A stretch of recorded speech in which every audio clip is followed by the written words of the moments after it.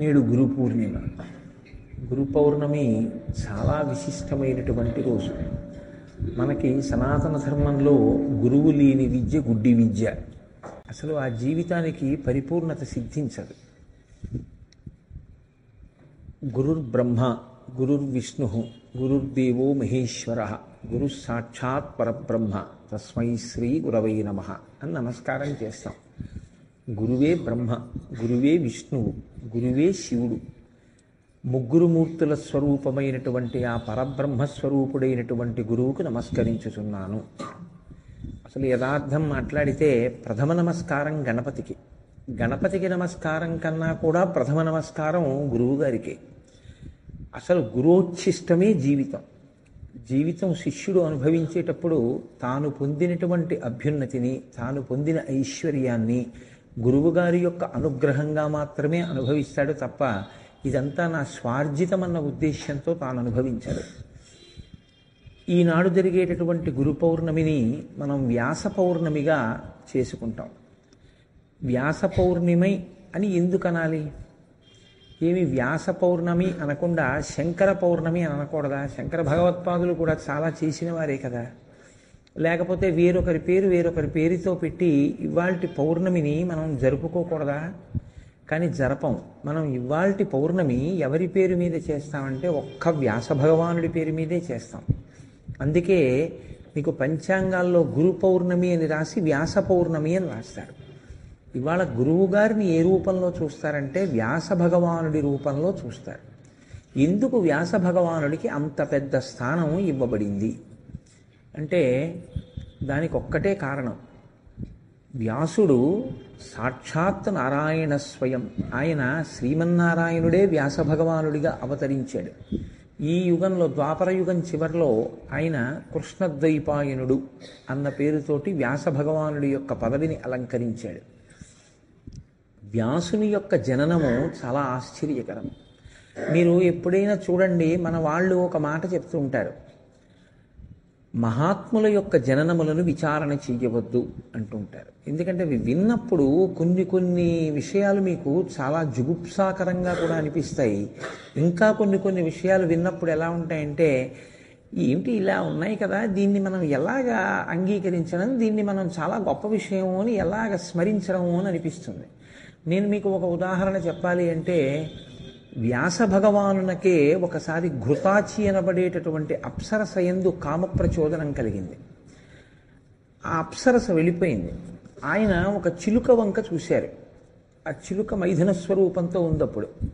ఆ చిలుక వంక చూసి ఆయన ఆరణిని మథనం చేస్తున్నారు. ఆరణి మంథనం అంటే మీరు చూసి ఉంటారు. యజ్ఞం చేసేటప్పుడు లౌకికాగ్నితో వెలిగించకూడదు. అగ్గిపుల్ల గీసి వెలిగించడాన్ని శాస్త్రం అంగీకరించదు. కాబట్టి దూది పెట్టి 2 కొయ్యల్ని రాపాడిస్తారు. దాన్ని చాలా జాగ్రత్తగా 2 కాళ్ళతోటి అదిమి పట్టి ఆ మధ్యలో కర్ర పెట్టి దానికి తాడు కట్టి తిప్పుతారు. తిప్పితే ఆ ఘర్షణకి అగ్నిహోత్రం పుడుతుంది. ఆరణి చాలా గొప్పది. మహాభారతంలో కూడా ఒక బ్రాహ్మణుడి ఆరణిని అపహరిస్తే పాండవులు 5గురు వెళ్ళారు దాన్ని తీసుకురావడానికి. అంటే యజ్ఞయాగాది క్రతువులు జరగడానికి అది ప్రధాన సాధనం బ్రాహ్మణుడికి. అటువంటి ఆరణి మథనం చేస్తున్నారు ఆయన, అగ్నిహోత్రాన్ని జ్వలింప చేయడానికి. ఆయన చిలక వంక చూసినప్పుడు ఆయనకి కలిగినటువంటి కామ ప్రచోదనం వలన ఆయన వీర్యము స్ఖలనమైంది. ఆ వీర్యము అక్కడ ఉన్నటువంటి ఆరణి యందు పడింది. దాంట్లోంచి పుట్టినటువంటి వాడు శుకబ్రహ్మ అని చెప్తాం. ఇప్పుడు ఇది మీకు వినడానికి మహానుభావుడు మనకెందుకు వచ్చిన గొడవ అనో నమస్కారం చేస్తారు, నాకు తెలుసు. కానీ మీ మనసులో మాత్రం ఒక భావన ఉంటుంది, ఏమిటో ఇలా ఉంటాయి, ఏమిటో ఈ కథలన్నీ ఇలా కాకుండా ఉంటే బాగుండేమో అని ఉంటుంది. నిజాయితీగా చెప్పండి, ఉంటుందా ఉండదా? యథార్థానికి ప్రతి వాళ్ళకి ఉంటుంది. అలా ఉన్నా మాకేమండే అని అనగలిగినటువంటి స్థితి మనకు ఉండదు. అలాగే మీరు వ్యాసోత్పత్తిని చూస్తే, వ్యాసోత్పత్తి యందు దాశరాజు యొక్క కుమార్తె మత్స్యగంధి. మత్స్యగంధి అని పేరు ఎందుకు వచ్చిందంటే ఆవిడ చేప కడుపులోంచి బయటకు వచ్చింది.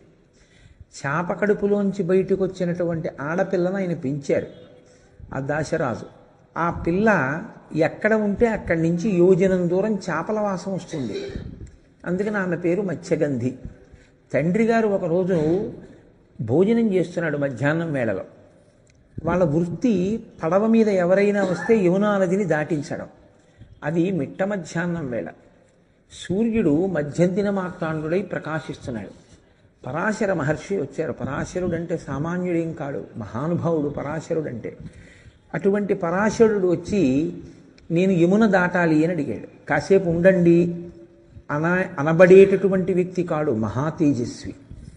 కాబట్టి ఆ భోజనం చేస్తున్నాడు కాబట్టి దాశరాజు తన కుమార్తె అయిన మత్స్యగంధిని పిలిచి, నీవు అమ్మ నావలో ఈయన్ని యమున దాటించు అన్నారు. ఇప్పుడు ఆయన ఉన్నది నీటిలో, నీటి మీద పడవలో, పరమ పవిత్రమైనటువంటి యమునా నది. కృష్ణ భగవానుడు దేని ఒడ్డున రాసలీల చేశాడో అంత పరమ పవిత్రమైన నది. కృష్ణావతారానికి యమునా నదికి గొప్ప అవినాభావ సంబంధం. అటువంటి యమునా నదిలో ప్రయాణం చేస్తున్నటువంటి పరాశర మహర్షికి పడవ నడుపుతున్నటువంటి మత్స్యగంధి యందు అనురక్తి కలిగింది, కామప్రచోదనం కలిగింది. అది పగటి వేళ. ఆయన మహర్షి, ఆయనకి ఏవి తెలియవని మనం అనుకుంటాం. ఆయన మత్స్యగంధితో సంభోగక్రియ నిలుపుతాను అని అడిగాడు. అడిగితే ఆవిడంది, ఇది పగటి వేళయ్యా, నేను పడవ నడుపుతున్నాను, నేను దాశరాజు కుమార్తెని, నేను కన్యని, నువ్వు మహర్షివి, ఇది పగటి వేళ, నీకు కామప్రచోదనం ఏమిటి, నన్ను అనుభవించడం ఏమిటని. సరే యమున ఆవలి ఒడ్డుకు వెళ్ళిపోయారు. ఆయన దిగిపోయి చెయ్యి పట్టుకున్నారు. ఆవిడంది ఇది పగటి వేళ, స్పష్టంగా చెప్పింది. దేవీ భాగవతంలో దీని గురించి చాలా స్పష్టమైనటువంటి వివరణ ఉంది, వ్యాసోత్పత్తి గురించి. ఆవిడ ఒక మాట అంది, పశుధర్మోనమీ ప్రీతిం జనయత్యతిదారుణం ప్రతీక్షస్వ రమశ్రేష్ట యావద్భవతి యామిని అంది ఆవిడ. ఏమయ్యా, పగటిపూట ఎవరైనా సంభోగక్రియ నడపకూడదు కదా. సూర్య భగవానుడు ఆకాశంలో తిరుగుతుండగా లోకకంటకులైన పుత్రులు పుడతారు. నీకు అంతగా కామప్రచోదనం కలిగితే చీకటి పడే వరకు వేచి ఉండు అంది. అంటే ఆయన అన్నాడు, నేను అంతసేపు తాళలేను అన్నాడు. అందుకని నేను ఇప్పుడు చీకటిని సృష్టిస్తాను అని దట్టమైన మంచు సృష్టించాడు తన తపశ్శక్తి చేత. ఇంత తపశ్శక్తి కలిగిన వాడు, ఇంతటి మహర్షి మంచు తెరల్ని సృష్టించి ఆమెతో క్రీడించాడు. ఆవిడంది, నీవు ఋషివి, వెళ్ళిపోతున్నావు, నా పరిస్థితి ఏమిటి కన్యని అని అడిగింది. ఆయన అన్నాడు, నీ కన్యాత్వం చెడదన్నాడు. నీకు సద్యగర్భంలో కొడుకు పుడతాడు, వాడు మహా తేజస్వి, వాడు లోకోద్ధారకుడు, నీ కడుపున పుట్టబోతున్నాడు. నీ కన్యాత్వం చెడదు, నువ్వెవరికీ చెప్పక్కర్లేదు, మీ నాన్నకి కూడా తెలియక్కర్లేదన్నాడు. ఆ మంచు తెరల మధ్యలో పుట్టాడు నల్లటి పిల్లవాడు. ఆయనే వ్యాస భగవానుడు. చిత్రం ఏమిటంటే, సత్యవతి పడవెక్కి తాను వెళ్ళిపోయింది, పరాశరుడు తాను వెళ్ళిపోయాడు. వ్యాస భగవానుడు తల్లికి నమస్కారం చేసి, అమ్మ నాకు ఈ లోకం మీద అనురక్తి లేదు, నేను తపస్సు చేసుకుంటానమ్మా అని, ద్వీపంలో పుట్టినవాడు, ద్వీపంలో ప్రవేశించినవాడు కాబట్టి ద్వైపాయనుడయ్యాడు. రేగు చెట్ల మధ్యలో తిరిగినవాడు కాబట్టి బాదరాయనుడయ్యాడు. కృష్ణద్వైపాయనుడన్న పేరుతో నల్లటి వాటిగా వ్యాస భగవానుని యొక్క ఆవిర్భావం. ఇది వ్యాసోత్పత్తి. ఇప్పుడు నేను ఈ కథ చెప్పి మిమ్మల్ని అందరినీ నమస్కారం చేయండి అని నేను అన్నాను అనుకోండి, మీరు చేస్తారు, మీరు చేయకపోవడం ఏముండదు, నాకు తెలుసు, మీకున్న మర్యాద అటువంటిది. కానీ మీ మనసులో ఒక శంక మాత్రం పీడిస్తుంటుంది, వీడు అసాధ్యం కూడా కాళహస్తీశ్వర శతకం చెప్తే పోయేదేమో కదండి. అవునా కాదా? యథార్థంగా చెప్పండి, త్రికరణ శుద్ధిగా. ఏమి ఎక్కడ పరాశర మహర్షి కామప్రచోదనం ఏమిటి, ఆ మత్స్యగంధితో క్రీడించడం ఏమిటి అనిపిస్తుంది. మీరు చాలా జాగ్రత్తగా పరిశీలనం చేసే ప్రయత్నం చేయండి. ఒక్క వ్యాసోత్పత్తే కాదు, వ్యాసుడికి శుకుడు కలిగిన, పరాశరుడికి వ్యాసుడు కలిగిన, వ్యాసుడి వలన అంబాలికలకి సంతానం కలిగిన, ఎందుకు అలా జరుగుతూ ఉంటుంది అన్నదాన్ని మీరు మన ఇతిహాసములలో, పురాణములలో ఒక రహస్యాన్ని చాలా జాగ్రత్తగా పట్టుకుంటే మీకు ఈ జనన క్రమాలన్నింటికీ కూడా సందేహాలు విడిపోతాయి. అదొక్కటి మీరు పట్టుకోగలిగితే చాలు. నేను మీకు ఆ రహస్యాన్ని చెప్పే ప్రయత్నం చేస్తాను. సావధాన చిత్తులై విన్నారా, గురు పూర్ణిమ మీకు సార్థకత. మీరు సావధాన చిత్తులుగా వినలేకపోతే మీకు ప్రతి మహాత్ముడి జననమునందు అనుమానాలు ఉండిపోతాయి. శంకర భగవత్పాదులు సౌందర్యలహరి చేశారు. ఆ అందులో ఆయన ఒక చోట ఒక శ్లోకం చెప్తారు. అందులో ఆయన అన్నారు, హరిస్త్వామారాధ్య ప్రణత జన సౌభాగ్య జననీం పురా నారీ భూత్వా పురరపిమపి క్షోభమనయత్ స్మరోపిత్వా నత్వా రతినయన లేహ్యేన వపుషా మునీనామప్యంతః ప్రభవతి మోహాయ మహతాం. చాలా గొప్ప శ్లోకం. వ్యాసాది మహర్షుల జననం ఎలా అర్థం కాదో ఈ శ్లోకాన్ని అర్థం చేసుకోవడం కూడా అంత కష్టం. బాహ్యంలో తాత్పర్యం చదివారనుకోండి, ఈ శ్లోకానికి తాత్పర్యం మీకేం అర్థం అవదు. ఓ నమస్కారం పెట్టి వెళ్ళాలంతే. హరిస్త్వాం ఆరాధ్య ప్రణతజన సౌభాగ్య జననీం, అమ్మవారిని శంకరాచార్యుల వారు పిలుస్తున్నారు. ప్రణతజన, అమ్మ ఎవరు నీ పాదములకు నమస్కరిస్తారో వారికి సౌభాగ్య జననీం, సౌభాగ్యమును కటాక్షించేటటువంటి స్వరూపమున్న దానా. ఇప్పుడు ఆయన ఒక చమత్కారం చేశారు. వెంటనే ఆయన అన్నారు, హరిస్త్వాం ఆరాధ్య, హరి నిన్ను ఆరాధించినాడు. ఇప్పుడు హరికి సౌభాగ్యం ఏమిటి? శ్రీ మహావిష్ణువు అమ్మవారికి నమస్కరించాడు, ఆయనకి ఏమిటి సౌభాగ్యం ఇవ్వాలి అమ్మవారు? సౌభాగ్యం అంటే ఏమిటి? హరి ఏం చేయాలి? శ్రీ మహావిష్ణువు, శ్రీ మహావిష్ణువు త్రిమూర్తి స్వరూపమునందు స్థితికారుడు. స్థితికారుడు అంటే రక్షణ బాధ్యతని నిర్వహించాలి. ఇప్పుడు ఆయన ముందున్న పెద్ద సమస్య ఒకటి వచ్చింది ఒకప్పుడు ఆయనకి. ఏమిటి ఆ సమస్య? క్షీరసాగమదనం జరిగింది, అమృతోత్పాదనమైంది, అమృతం పుట్టింది. ఇప్పుడు ఈ అమృతం తాగడానికి దేవతలు రాక్షసులు కూడా సిద్ధంగా ఉన్నారు. పనిచేయడం పెద్ద విషయం ఏం కాదు, ఇచ్చేసేయచ్చు.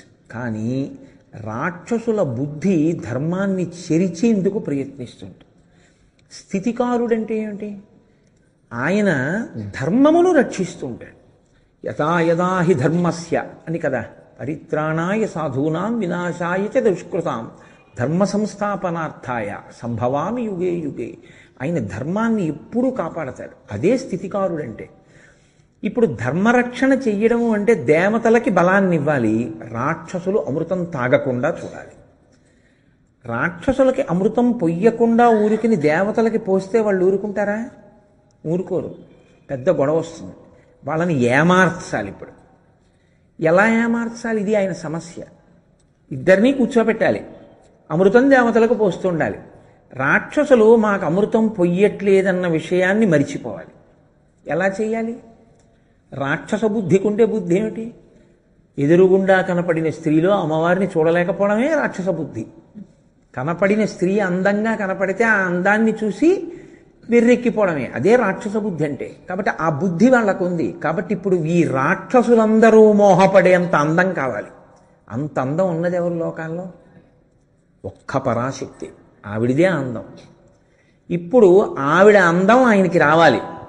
ఆవిడలా ఆయన అయిపోతే నారాయణ నారాయణి అయిపోవాలి. అందుకే నారాయణ నారాయణి భార్యాభర్తలు కారు, రుద్ర రుద్రాణి భార్యాభర్తలు, శివ శివ భార్యాభర్తలు, భవ భవాని భార్యాభర్తలు, శర్వ శర్వాణి భార్యాభర్తలు, నారాయణ నారాయణి అన్నా చెల్లెళ్ళు.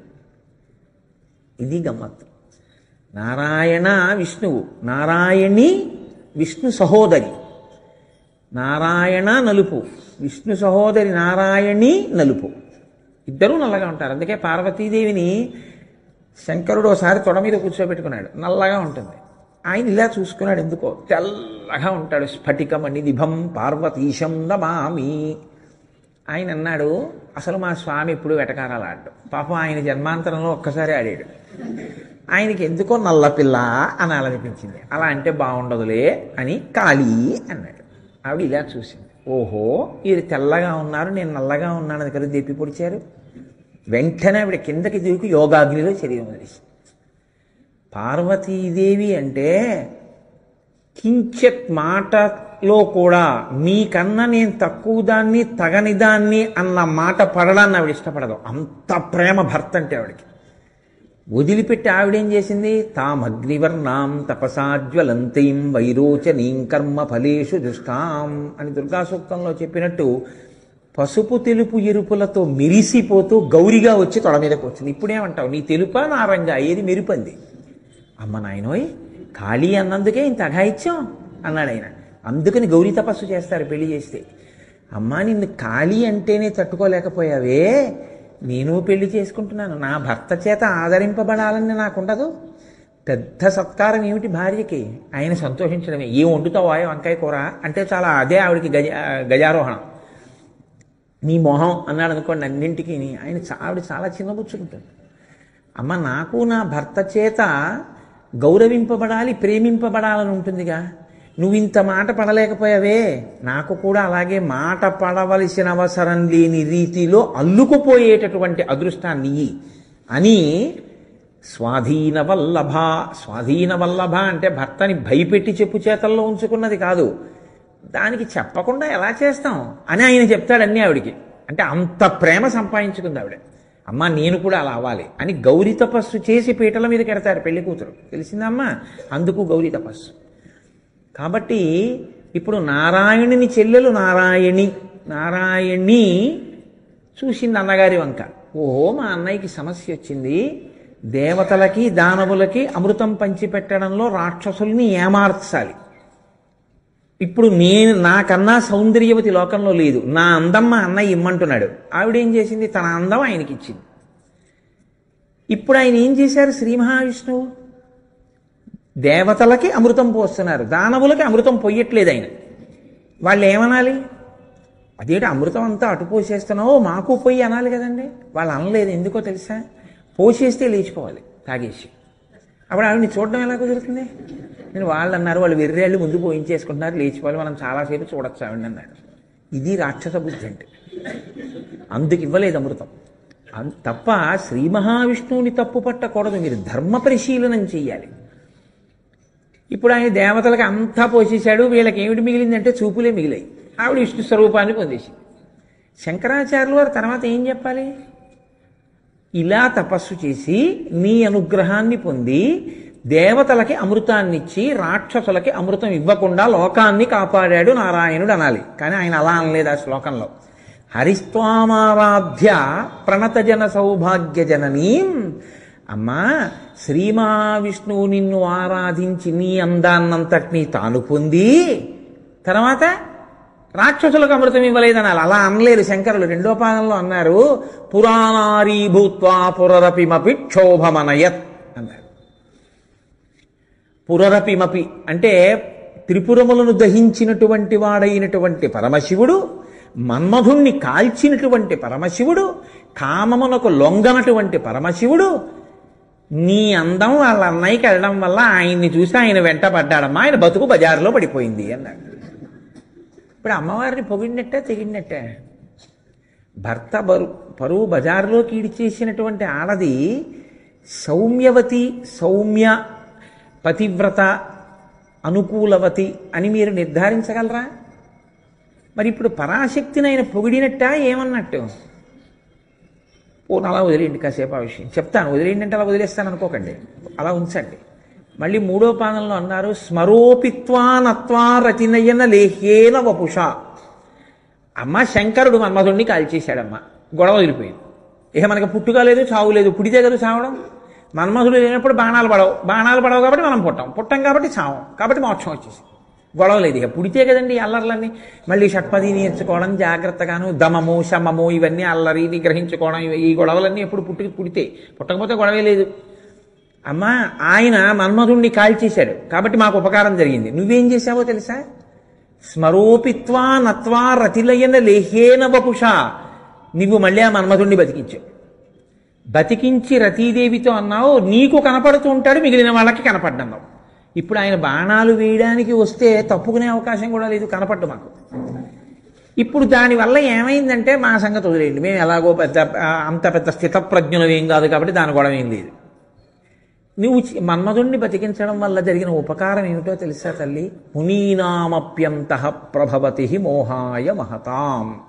ముక్కు మూసుకుని సంసారాలు విడిచిపెట్టి ఎక్కడో పర్వతాల మీద కూర్చుని తపస్సు చేసుకుంటున్న మునులు కూడా అప్పుడప్పుడు కాలు జారి కామానికి లొంగి తపోభ్రష్టులు అవుతున్నారు.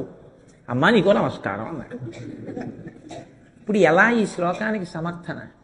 ఎందుకన్నట్లు శంకరాచార్యులు వారి ఈ శ్లోకం? ఇందులో మీరు నిజాయితీగా చెప్పండి. వీడు తర్వాత మన ఏమైనా అంటాడేమో అని బెంగపెట్టుకోవద్దు. ఇప్పుడు ఇందులో పరాశక్తికి నమస్కారం చేయడానికి ఏమైనా ఉందండి ఆ శ్లోకంలో?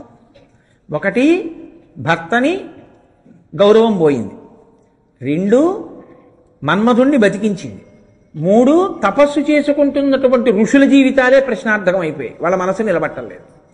ఏమిటి ఆవిడ చేసిన ఉపకారం లోకానికి?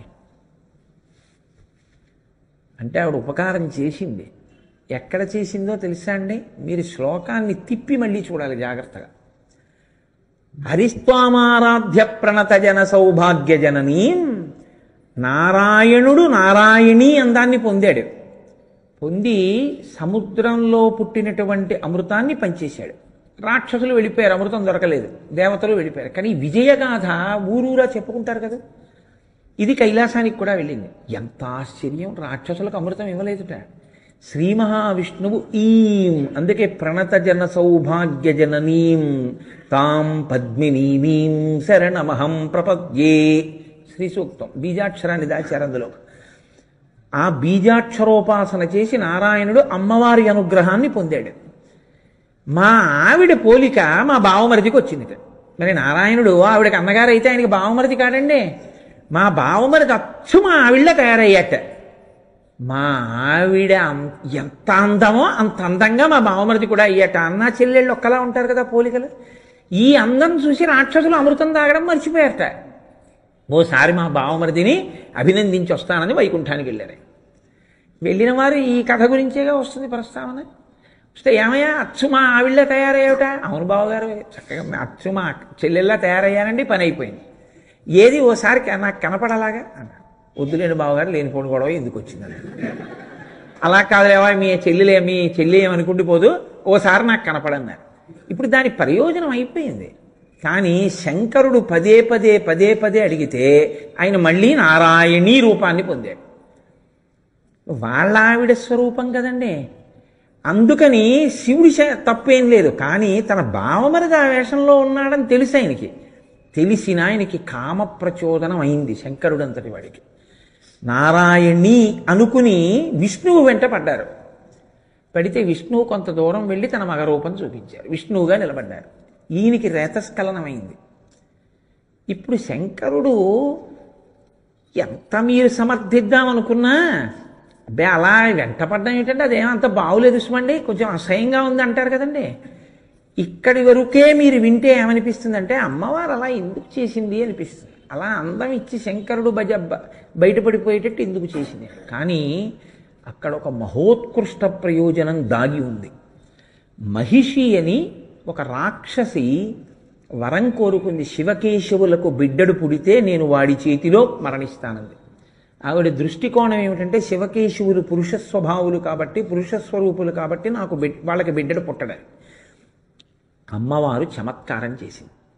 విష్ణువుని నారాయణీ చేసి ఆయనలో ఎప్పుడూ స్త్రీ స్వరూపంలో నారాయణి పుంస్వరూపం నారాయణ. ఇప్పుడు నారాయణికి శివుడికి అంటే విష్ణువుకి శివుడికి కొడుకు పుట్టేటట్టు చేసింది. శంకరుడు విష్ణువు వెంట పడ్డం వల్ల కొడుకు పుట్టాడు. ఆయనే స్వామి అయ్యప్ప. ఆ అయ్యప్ప స్వామి వల్ల మహిషి సంహారం అయింది. ఇప్పుడు చెప్పండి, అమ్మవారు ఉపకారం చేసిందా అపకారం చేసిందా? ఉపకారం చేసింది. లోకోపకారము కొరకు ఈ కథ నడిపించింది ఆవిడ. కానీ శంకరాచార్యుల వారు ఇది చెప్పారు ఆ శ్లోకంలో? చెప్పరు. మరి ఎందుకు చెప్పరు? ఇలా ఎందుకు జరిగిందని మీరు ఆలోచించాలి. మీరు బాగా ఆలోచించడమే తపస్సు.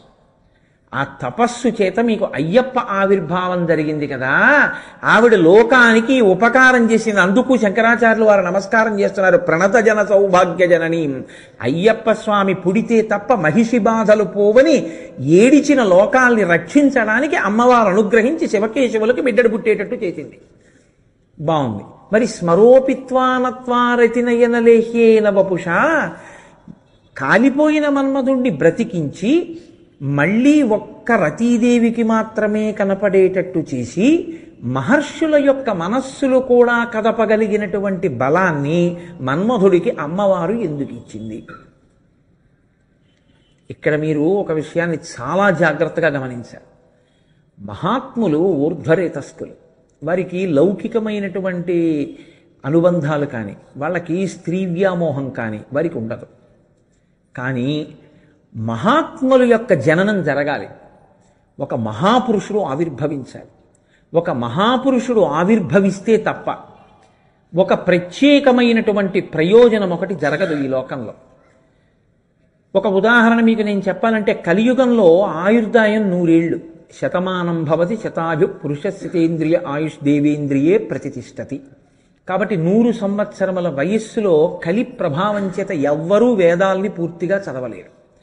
కాబట్టి ఇప్పుడు ఒక్కొక్క గోత్రంలో పుట్టిన వాళ్ళకి ఒక్క వేదం మాత్రమే చదువుకోవడానికి అవకాశం ఇస్తూ వేదాల్ని విభాగం చెయ్యాలి. వేదమంత్రాల్ని కొన్ని మంత్రాల్ని తీసుకొచ్చి సమూహం చేసి ఇవి రుక్కులు అని చెప్పాలి. కొన్ని మంత్రాల్ని తీసుకొచ్చి యజ్ అంటే ఆరాధన, హోమం చేయడం, యజ్ఞయాగాది క్రతువులలో ఉపయోగించే రుక్కు మంత్రాల్ని తీసుకొచ్చి మళ్ళీ సంపుటీకరణం చేసి యజుర్వేదం చెయ్యాలి. సంగీతపరంగా గానం చేసి మనస్సుకి శాంతినిచ్చేటట్టుగా చేయగలిగిన దాన్ని సామ అంటారు. సామ అంటే శాంతినివ్వడం. అందుకే సామవేదం సంగీతపరంగా ఉంటుంది. అలా కొన్ని మంత్రాల్ని తీసుకొచ్చి క్రోడీకరించాలి. ఇలా వేదంలో ఉన్న అసంఖ్యాకమైన మంత్రాల్ని విభాగం చెయ్యాలి. విభాగం చేత వేదము 3గా ఉంటుంది. త్రైవేద్యం హృద్యం త్రిపురహరమాద్యం త్రినయనం అంటారు. అందుకే శంకరాచార్యులు వారి శివానంద లహరిలో ఈ వేద విభాగం చెయ్యాలి అంటే మహాత్ముడు కారణజన్ముడు పుడుతూనే ఒకరి దగ్గర చదువుకోవలసిన అవసరం లేకుండా మరొక సూర్యుడా అన్నట్టుగా అంత తేజోమూర్తి అయిన మహాపురుషుని యొక్క కొడుకు పుడితే తప్ప వాడు తప్ప వేద విభాగం చెయ్యగలిగిన వాడు ఇంకొకడు లేడు. ఇప్పుడు అంతటి మహాత్ముడు పుట్టాలంటే అటువంటి మహాత్ముణ్ణి కనగలిగినటువంటి తేజస్సున్నవాడు ఎవడో ఒక్కడే ఉంటాడు లోకంలో. అటువంటి మహాత్ముడు పరాశరుడు. ఇప్పుడు అటువంటి మహాత్ముడైనటువంటి పరాశర మహర్షికి కొడుకు పుడితే తప్ప వేద విభాగం చేసేవాడు లేడు. అష్టాదశ పురాణాలు ఇచ్చేవాడు లేడు. బ్రహ్మసూత్రాలు ఇచ్చేవాడు లేడు. లోకానికి సంప్రదాయం చెప్పేవాడు లేడు. కలియుగంలో ఉన్న ఆయుర్దాయానికి సరిపడేటట్టుగా వేదం చదువుకునేటట్టు అనుగ్రహించగలిగిన మహాపురుషుడు లేడు. ఇవేవీ లేకపోతే అసలు సనాతన ధర్మమే లేదు. ఎందుకంటే వేదమే ప్రమాణము కనుక. ఇటువంటి మహాపురుష జననం పరాశరుడి వలన మాత్రమే కలగాలి. ఒక్క పరాశర మహర్షి ఎందే పుట్టాలి. ఇప్పుడు పరాశర మహర్షి ఎందు పుట్టాలి అంటే ఆయన మనసు నిలబడడానికి ఆ క్షేత్రము కూడా, ఆ స్త్రీ కూడా కారణజన్మురాలై ఉండాలి. ఇప్పుడు నేను మళ్ళీ దేవీ భాగవతమో భారతమో చెప్పట్లేదు కాబట్టి నేను ఇప్పుడు ఆ యోజన గంధి జన్మవృత్తాంతం గురించి వెళ్ళే ఉద్దేశ్యంలో లేను. మీకు వ్యాసజననం మాత్రమే నేను పరిమితం చేస్తాను. మత్స్యగంధి కూడా కారణజన్మురాలు. అందుకే ఆవిడ చాప కడుపులోంచి వచ్చింది. ఆవిడే సామాన్యమైన స్త్రీ కాదు. ఆవిడ ఆ పడవ నడిపేటటువంటి వాడి కూతురుగా పెరుగుతోంది కాబట్టి అలా ఉంది. కానీ మహాతేజోవంతురాలు ఆవిడ. అందుకని అటువంటి స్త్రీ యందు కామప్రచోదనమయ్యేటట్టుగా చేస్తే తరువాతి కాలంలో ఆవిడ వల్ల కురువంశం అంతా కూడా నిలబడాలి. ఆవిడ వల్ల మళ్ళీ ఆ శంతన మహారాజు గారు వచ్చి ఆవిడ్ని స్వీకరించాలి. స్వీకరించి మళ్ళీ చిత్రాంగదుడు విచిత్ర వీర్యుడు ఆవిడ కడుపున పుట్టాలి. మళ్ళీ చిత్రాంగదుడు మరణించాలి. విచిత్ర వీర్యుడికి అంబాలిక భార్యలు కావాలి. వాళ్ళకి సంతానం లేకుండా ఉండాలి. మళ్ళీ వాళ్ళకి కారణ జన్ములైనటువంటి వారు మళ్ళీ వ్యాసుడి వలన జన్మించాలి. ఇంత గొప్ప కథ నడవాలంటే పరాశర మహర్షి వలన మాత్రమే పుత్రుడు కలగాలి. పరాశర మహర్షి యొక్క దృష్టి ఎవరి మీద పడితే వాళ్ళ మీద కామప్రచోదనం అవ్వదు. దానికి తగిన కారణజన్మురాలైతే తప్ప ఆయన తేజస్సుని వహించగలిగిన క్షేత్రం కాదు. అంత గొప్ప తేజస్సుని వహించాలంటే ఆ క్షేత్రమునకు శక్తి ఉండాలి. మీరు తీసుకెళ్ళి చవిటి నేలలో విత్తనాలు వేశారనుకోండి, మొక్కలు మొలుస్తాయా? రాతి మీద తీసుకెళ్ళి గింజ పెట్టి నీళ్లు పోస్తే మొక్కలేవదు. సుక్షేత్రమై ఉండాలి. క్షేత్రము కూడా అంత గొప్పదై ఉండాలి. దాని వలన ఆవిడికి భంగపాటు కలగకూడదు.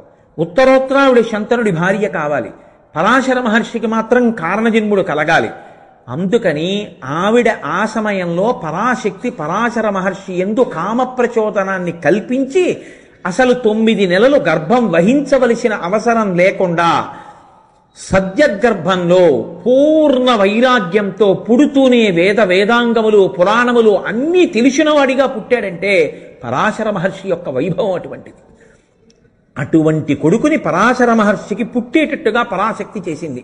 అలా చేసింది కాబట్టి ఇవాళ మనకి వేద విభాగం జరిగింది. అష్టాదశ పురాణములు అందే, బ్రహ్మసూత్రములు అందే, భగవద్గీత అందింది. వ్యాసుడే లేకపోతే ఇవి లేకపోతే మిగిలిన గురు పరంపర ఏం చేస్తుంది? ఎవరేం చెప్తారు మీకు? ఎవరేం చెప్పినా ఇందులోంచే చెప్పాలి. ఇవన్నీ చెప్పినవాడెవరు? వ్యాస భగవానుడే. అటువంటి వ్యాస భగవానుడు జన్మించడానికి మహర్షుల మనసులో అమ్మవారు అప్పుడప్పుడు కదుపుతూ ఉంటుంది. ఎందుకు కదుపుతుందంటే అందుకే వాళ్ళ మనసు ఎప్పుడు కదులుతుందో, ఎందుకు కారణజన్మలు పుడతారో ఎవ్వరికీ తెలియదు. ఇది అమ్మవారి సంకల్పాన్ని ఉద్దేశించి ఒక్కొక్కసారి వాళ్ళ మనసు కదులుతుంది. అలా వాళ్ళ మనసు కదిలింది అంటే దాని గుర్తు ఏమిటంటే మహాపురుష ఆవిర్భావము జరిగిందని గుర్తు.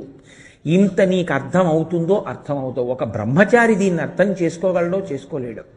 అందరూ ఈ కథని విని తెలుసుకోగలిగినంత పరిణతితో ఉంటారో ఉండరో. ఒక పిల్లవాడికి ఈ కథ చెప్పినా అందుకోగలిగిన స్థితి ఉంటుందో ఉండదో. అందుకని పెద్దలు ఏమన్నారంటే మహాత్ముల జననములను విచారణ చేయవద్దు. నువ్వు అర్థం చేసుకోగలిగిన శక్తిని పొంది ఉంటావు, పొందలేకపోతావు. రేపు నాకు మనవడు పుట్టాడు అనుకోండి, వాడు నేను ఎక్కడో ఏ దేవి భాగవతం ఏ భారతమో చెప్తుంటే వాడు విని తాతగారండి పరాశర మహర్షి అంటే మహాపురుషుడికి సత్యవతీదేవి ఎందు ఎలా పుట్టాడండి వ్యాస భగవానుడు, నువ్వు విచారణ చేయడానికి అనర్హుడివి, నమస్కరించంతే వ్యాసుడికి అని చెప్పాను నేను. తప్ప నేను మీకు చెప్పింది అక్కడ చెప్పడానికి వీల్లేదు. ఎందుకంటే పిల్లవాడికి నేనేమని చెప్తాను ఈ కథ? నేను ఇప్పుడు సూక్ష్మంగా చెప్పినా మీరు గ్రహించగలిగారు. ఎందుకని? ఆ గ్రహించగలిగిన స్థితిలో మీరున్నారు. అందుకని అన్ని చోట్ల చెప్పడం కుదరదు. కాబట్టి మహాపురుష జననమును విచారణ చెయ్యవద్దు. అది పరాశక్తి యొక్క కృప అంతే. ఇప్పుడు మీకు అర్థమైంది. అర్థమైతే మీరు బాగా హర్షించగలిగారని నేను అనుకుంటున్నాను. ఎక్కడెక్కడ మహాపురుషుడు పుట్టినా అందుకుని అమ్మవారు కామప్రచోదనం చేస్తుంది. కామప్రచోదనం చేయిస్తే తప్ప ఆయన యొక్క తేజస్సు కదలదు. ఆయన తేజస్సు కదిలితే తప్ప వేరొక మహాపురుషుడు పుట్టడు. వేరొక మహాపురుషుడు పుడితే తప్ప మనుష్య జాతికి శాస్త్రం అందదు. అందించడానికి వ్యాసుడు పుట్టాలి. మిగిలిన వాళ్ళందరూ పుట్టడం ఒకెత్తు, వ్యాసుడొక్కడు పుట్టడం ఒకెత్తు. వ్యాస భగవానుడే జనించి ఉండకపోతే వేదమునకు విభాగము లేదు. అనంతో వై వేదాహ, వేదములు అనంతములు. కాబట్టి అసలు వేదం జోలికి వెళ్ళగలిగినటువంటి స్థితి ఎవరికీ ఉండదు. వేదమే ప్రమాణము. మనకి కర్మ మార్గమైన జ్ఞాన మార్గమైన వేదంలోంచే ఉంటుంది. పురుష సూక్తం, స్త్రీ సూక్తం, యజ్ఞం, యాగం, రుద్రం అన్నీ వేదాంతర్గతం. ఎవరు ఏ వేదం చదువుతారు? అందుకే గోత్రాన్ని బట్టి ఈ వేదం చదువుకోండి అని ఇచ్చేటటువంటి స్థితిని వ్యాసుడు కల్పించాడు. ఇప్పుడు నేను ఎవరైనా పెద్దల దగ్గరికి వెళ్ళాను అనుకోండి, నేను ఒక మాట చెప్తాను. ఏదో చతుస్సాగర పర్యంతంగో బ్రాహ్మణేభ్య శుభం భవతు ఆత్రేయస అర్చనానస సామాశ్వా త్రయారుషీయ ప్రవరాన్విత ఆత్రేయస గోత్ర ఆపస్తంభసూత్ర యజుశాఖాధ్యాయీ కోటేశ్వర శర్మ హంభో అభివావయే అంటాను. యజుశాఖాధ్యాయి అంటే నేను ఎదుర్వేదమును పఠించేటటువంటి వాడిని. నాకు రుక్కుతోటి సామంతోటి సంబంధం లేదు. అలా చదవాలంటే మళ్ళీ ఇంకో ఉపనయనం చేసుకుని చదువుతూ ఉంటారు. కాబట్టి ఒక వేదం చదివితే చాలు. ఇలా ఒక వేదం చదివంటే ఆ వేదం చదవడానికే సమయం సరిపోవట్లేదు. అది చదివేవాడే లేడు. ఇంకా 4 వేదాలు చదువుకోవాలంటే అసలు ఎవరు చదువుతారు? వేద విభాగం ఆయన చేశారు. కాబట్టి ఇవాళ మీరు అమ్మవారికి కానీ అయ్యవారికి కానీ పూజ చేస్తే ఋగ్వేదమవధారయ అంటే ఋగ్వేదం చదివేవాళ్ళు కొంతమంది ఉన్నారు. యజుర్వేదమవధారయ యజుర్వేదం చదువుతారు. సామవేదమవధారయ సామవేదం చదువుతారు. అధర్వణ వేదమవధారయ అధర్వణ వేదం చదువుతారు. ఒక ఆయన భగవద్గీత చదువుతాడు, ఒక ఆయన భాగవతం చదువుతాడు, ఒక ఆయన భారతం చదువుతాడు. ఇన్నిటినీ ఇచ్చిన వాడు ఎవరు? 18 పురాణములకు కర్త ఆయనే, భారతానికి కర్త ఆయనే, దేవీ భాగవత కర్త ఆయనే, భాగవత కర్త ఆయనే, బ్రహ్మసూత్రకర్త ఆయనే, భగవద్గీతకు కర్త ఆయనే, వేద విభాగము ఆయనే. ఇప్పుడు నాకు చెప్పండి, వ్యాసుణ్ణి తీసేసి మీరు ఏ గురువుకైనా నమస్కారం చేయండి, ఆయన ఏం చెప్తాడు మీకు? ఎక్కడి నుంచి చెప్తాడు? ఏమైనా చెప్పగలడు ఆయన? ఆయన చెప్పడానికి ఏముందని ఆయన చెప్తాడు? ఇంకా ఏమి లేదు, ఆయనకి ఏం తెలియదు. వ్యాసుడు ఉన్నాడు కాబట్టి గురువులు ఉన్నారు. వ్యాసుణ్ణి తీసేయండి, ఇక మిగిలిన గురువులు లేరు. నేను ఈ మాట యథార్థంగా చెప్తున్నాను. నేను ఎవరిని చిన్నపుచ్చట్లా. వ్యాసుడు లేని నాడు గురు పరంపరే లేదు. వ్యాసుడు ఉన్నాడు కాబట్టి ఉంది. కాబట్టి నీ జీవితం మొత్తం మీద కనీసం ప్రతి సంవత్సరం మిగిలిన రోజుల్లో అయితే నీకు పనులున్నాయి, మా అమ్మాయి పెళ్ళి, మా అబ్బాయి పెళ్ళి, మా మేనల్లుడి పెళ్ళి, మేనకోడల పెళ్ళి అంటావు. ఆషాఢమాసంలో ముహూర్తాలు ఉండవుగా. ఆషాఢమాసంలో వచ్చేటటువంటి పౌర్ణమి నాడు వ్యాస భగవానుణ్ణి గురువులో చూసి వ్యాసుడికి నమస్కారం చేస్తాడు. అందుకని గురు పూర్ణిమ వ్యాస పూర్ణిమ. ఇవాళ ఎవరికి నమస్కారం అంటే నిద్ర లేవగానే మొట్టమొదట వ్యాస భగవానుడికి నమస్కారం చేస్తాం. పూజ చేసే ముందు వ్యాస భగవానుడికి నమస్కారం చేస్తాం. నిమ్మకాయ అక్కడ పెడితే నిమ్మకాయలోకి ఆవాహన అవుతారు ఆయన. ఆ నిమ్మకాయకి పూజ చేస్తారు వ్యాస భగవానుడి. గురు మండలాన్నంతటినీ వేస్తారు. ఇప్పుడు వ్యాసుడు ఇచ్చినటువంటి వేద విభాగాన్ని అందుకోవడం కోసం ఆయనే కాలవలు తవ్వాడు. జైమిని, పైలుడు, వైశంపాయనుడు మొదలైనటువంటి శిష్యులకి ఒక్కొక్క వేదాన్ని ఇచ్చాడు. ఇచ్చి మీరు ఈ వేదాన్ని ప్రచారం చేయండి అన్నాడు. సూతుణ్ణి పిలిచి పురాణములను ఇచ్చాడు. భాగవతం చెప్పాలి అంటే మాత్రం మహాజ్ఞాని అయిన వాడు మాత్రమే చెప్పగలిగి ఉండాలి. అందుకే కుశ అంటే దర్భ, కుశ తిరగేస్తే శుక. కేవలం భాగవతం చెప్పడానికి అర్హుడైనటువంటి మహాపురుషుడు నా కడుపున పుట్టాలని పరమశివుడి గూర్చి తపస్సు చేశాడు.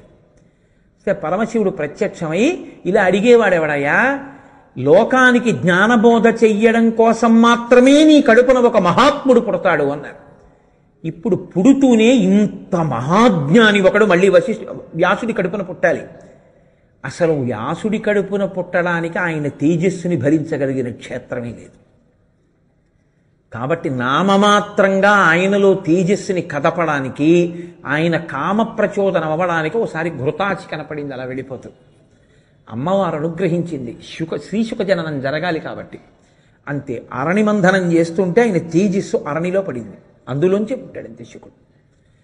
అంటే మీరు ఏమి చెప్పవలసి ఉంటుందంటే అక్కడ అసలు వ్యాసుని యొక్క తేజస్సుని భరించగలిగిన క్షేత్రమే లేదు.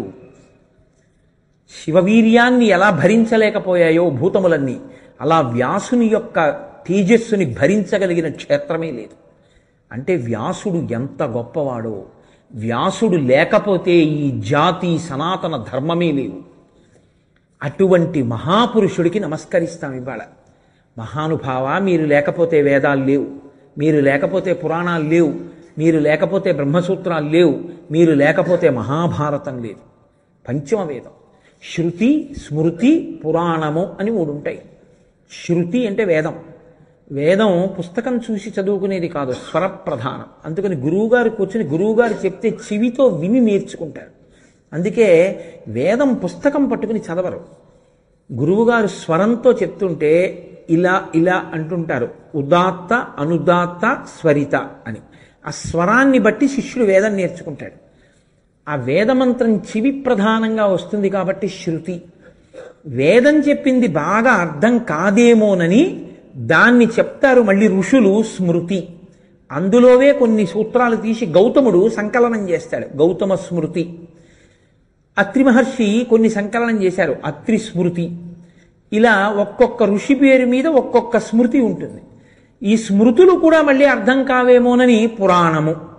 పురాణం ఏం చేస్తుందంటే సర్గశ్చ ప్రతిసర్గశ్చ వంశో మన్వంతరానిచ వంశానుచరితం చైవ పురాణం పంచలక్షణం.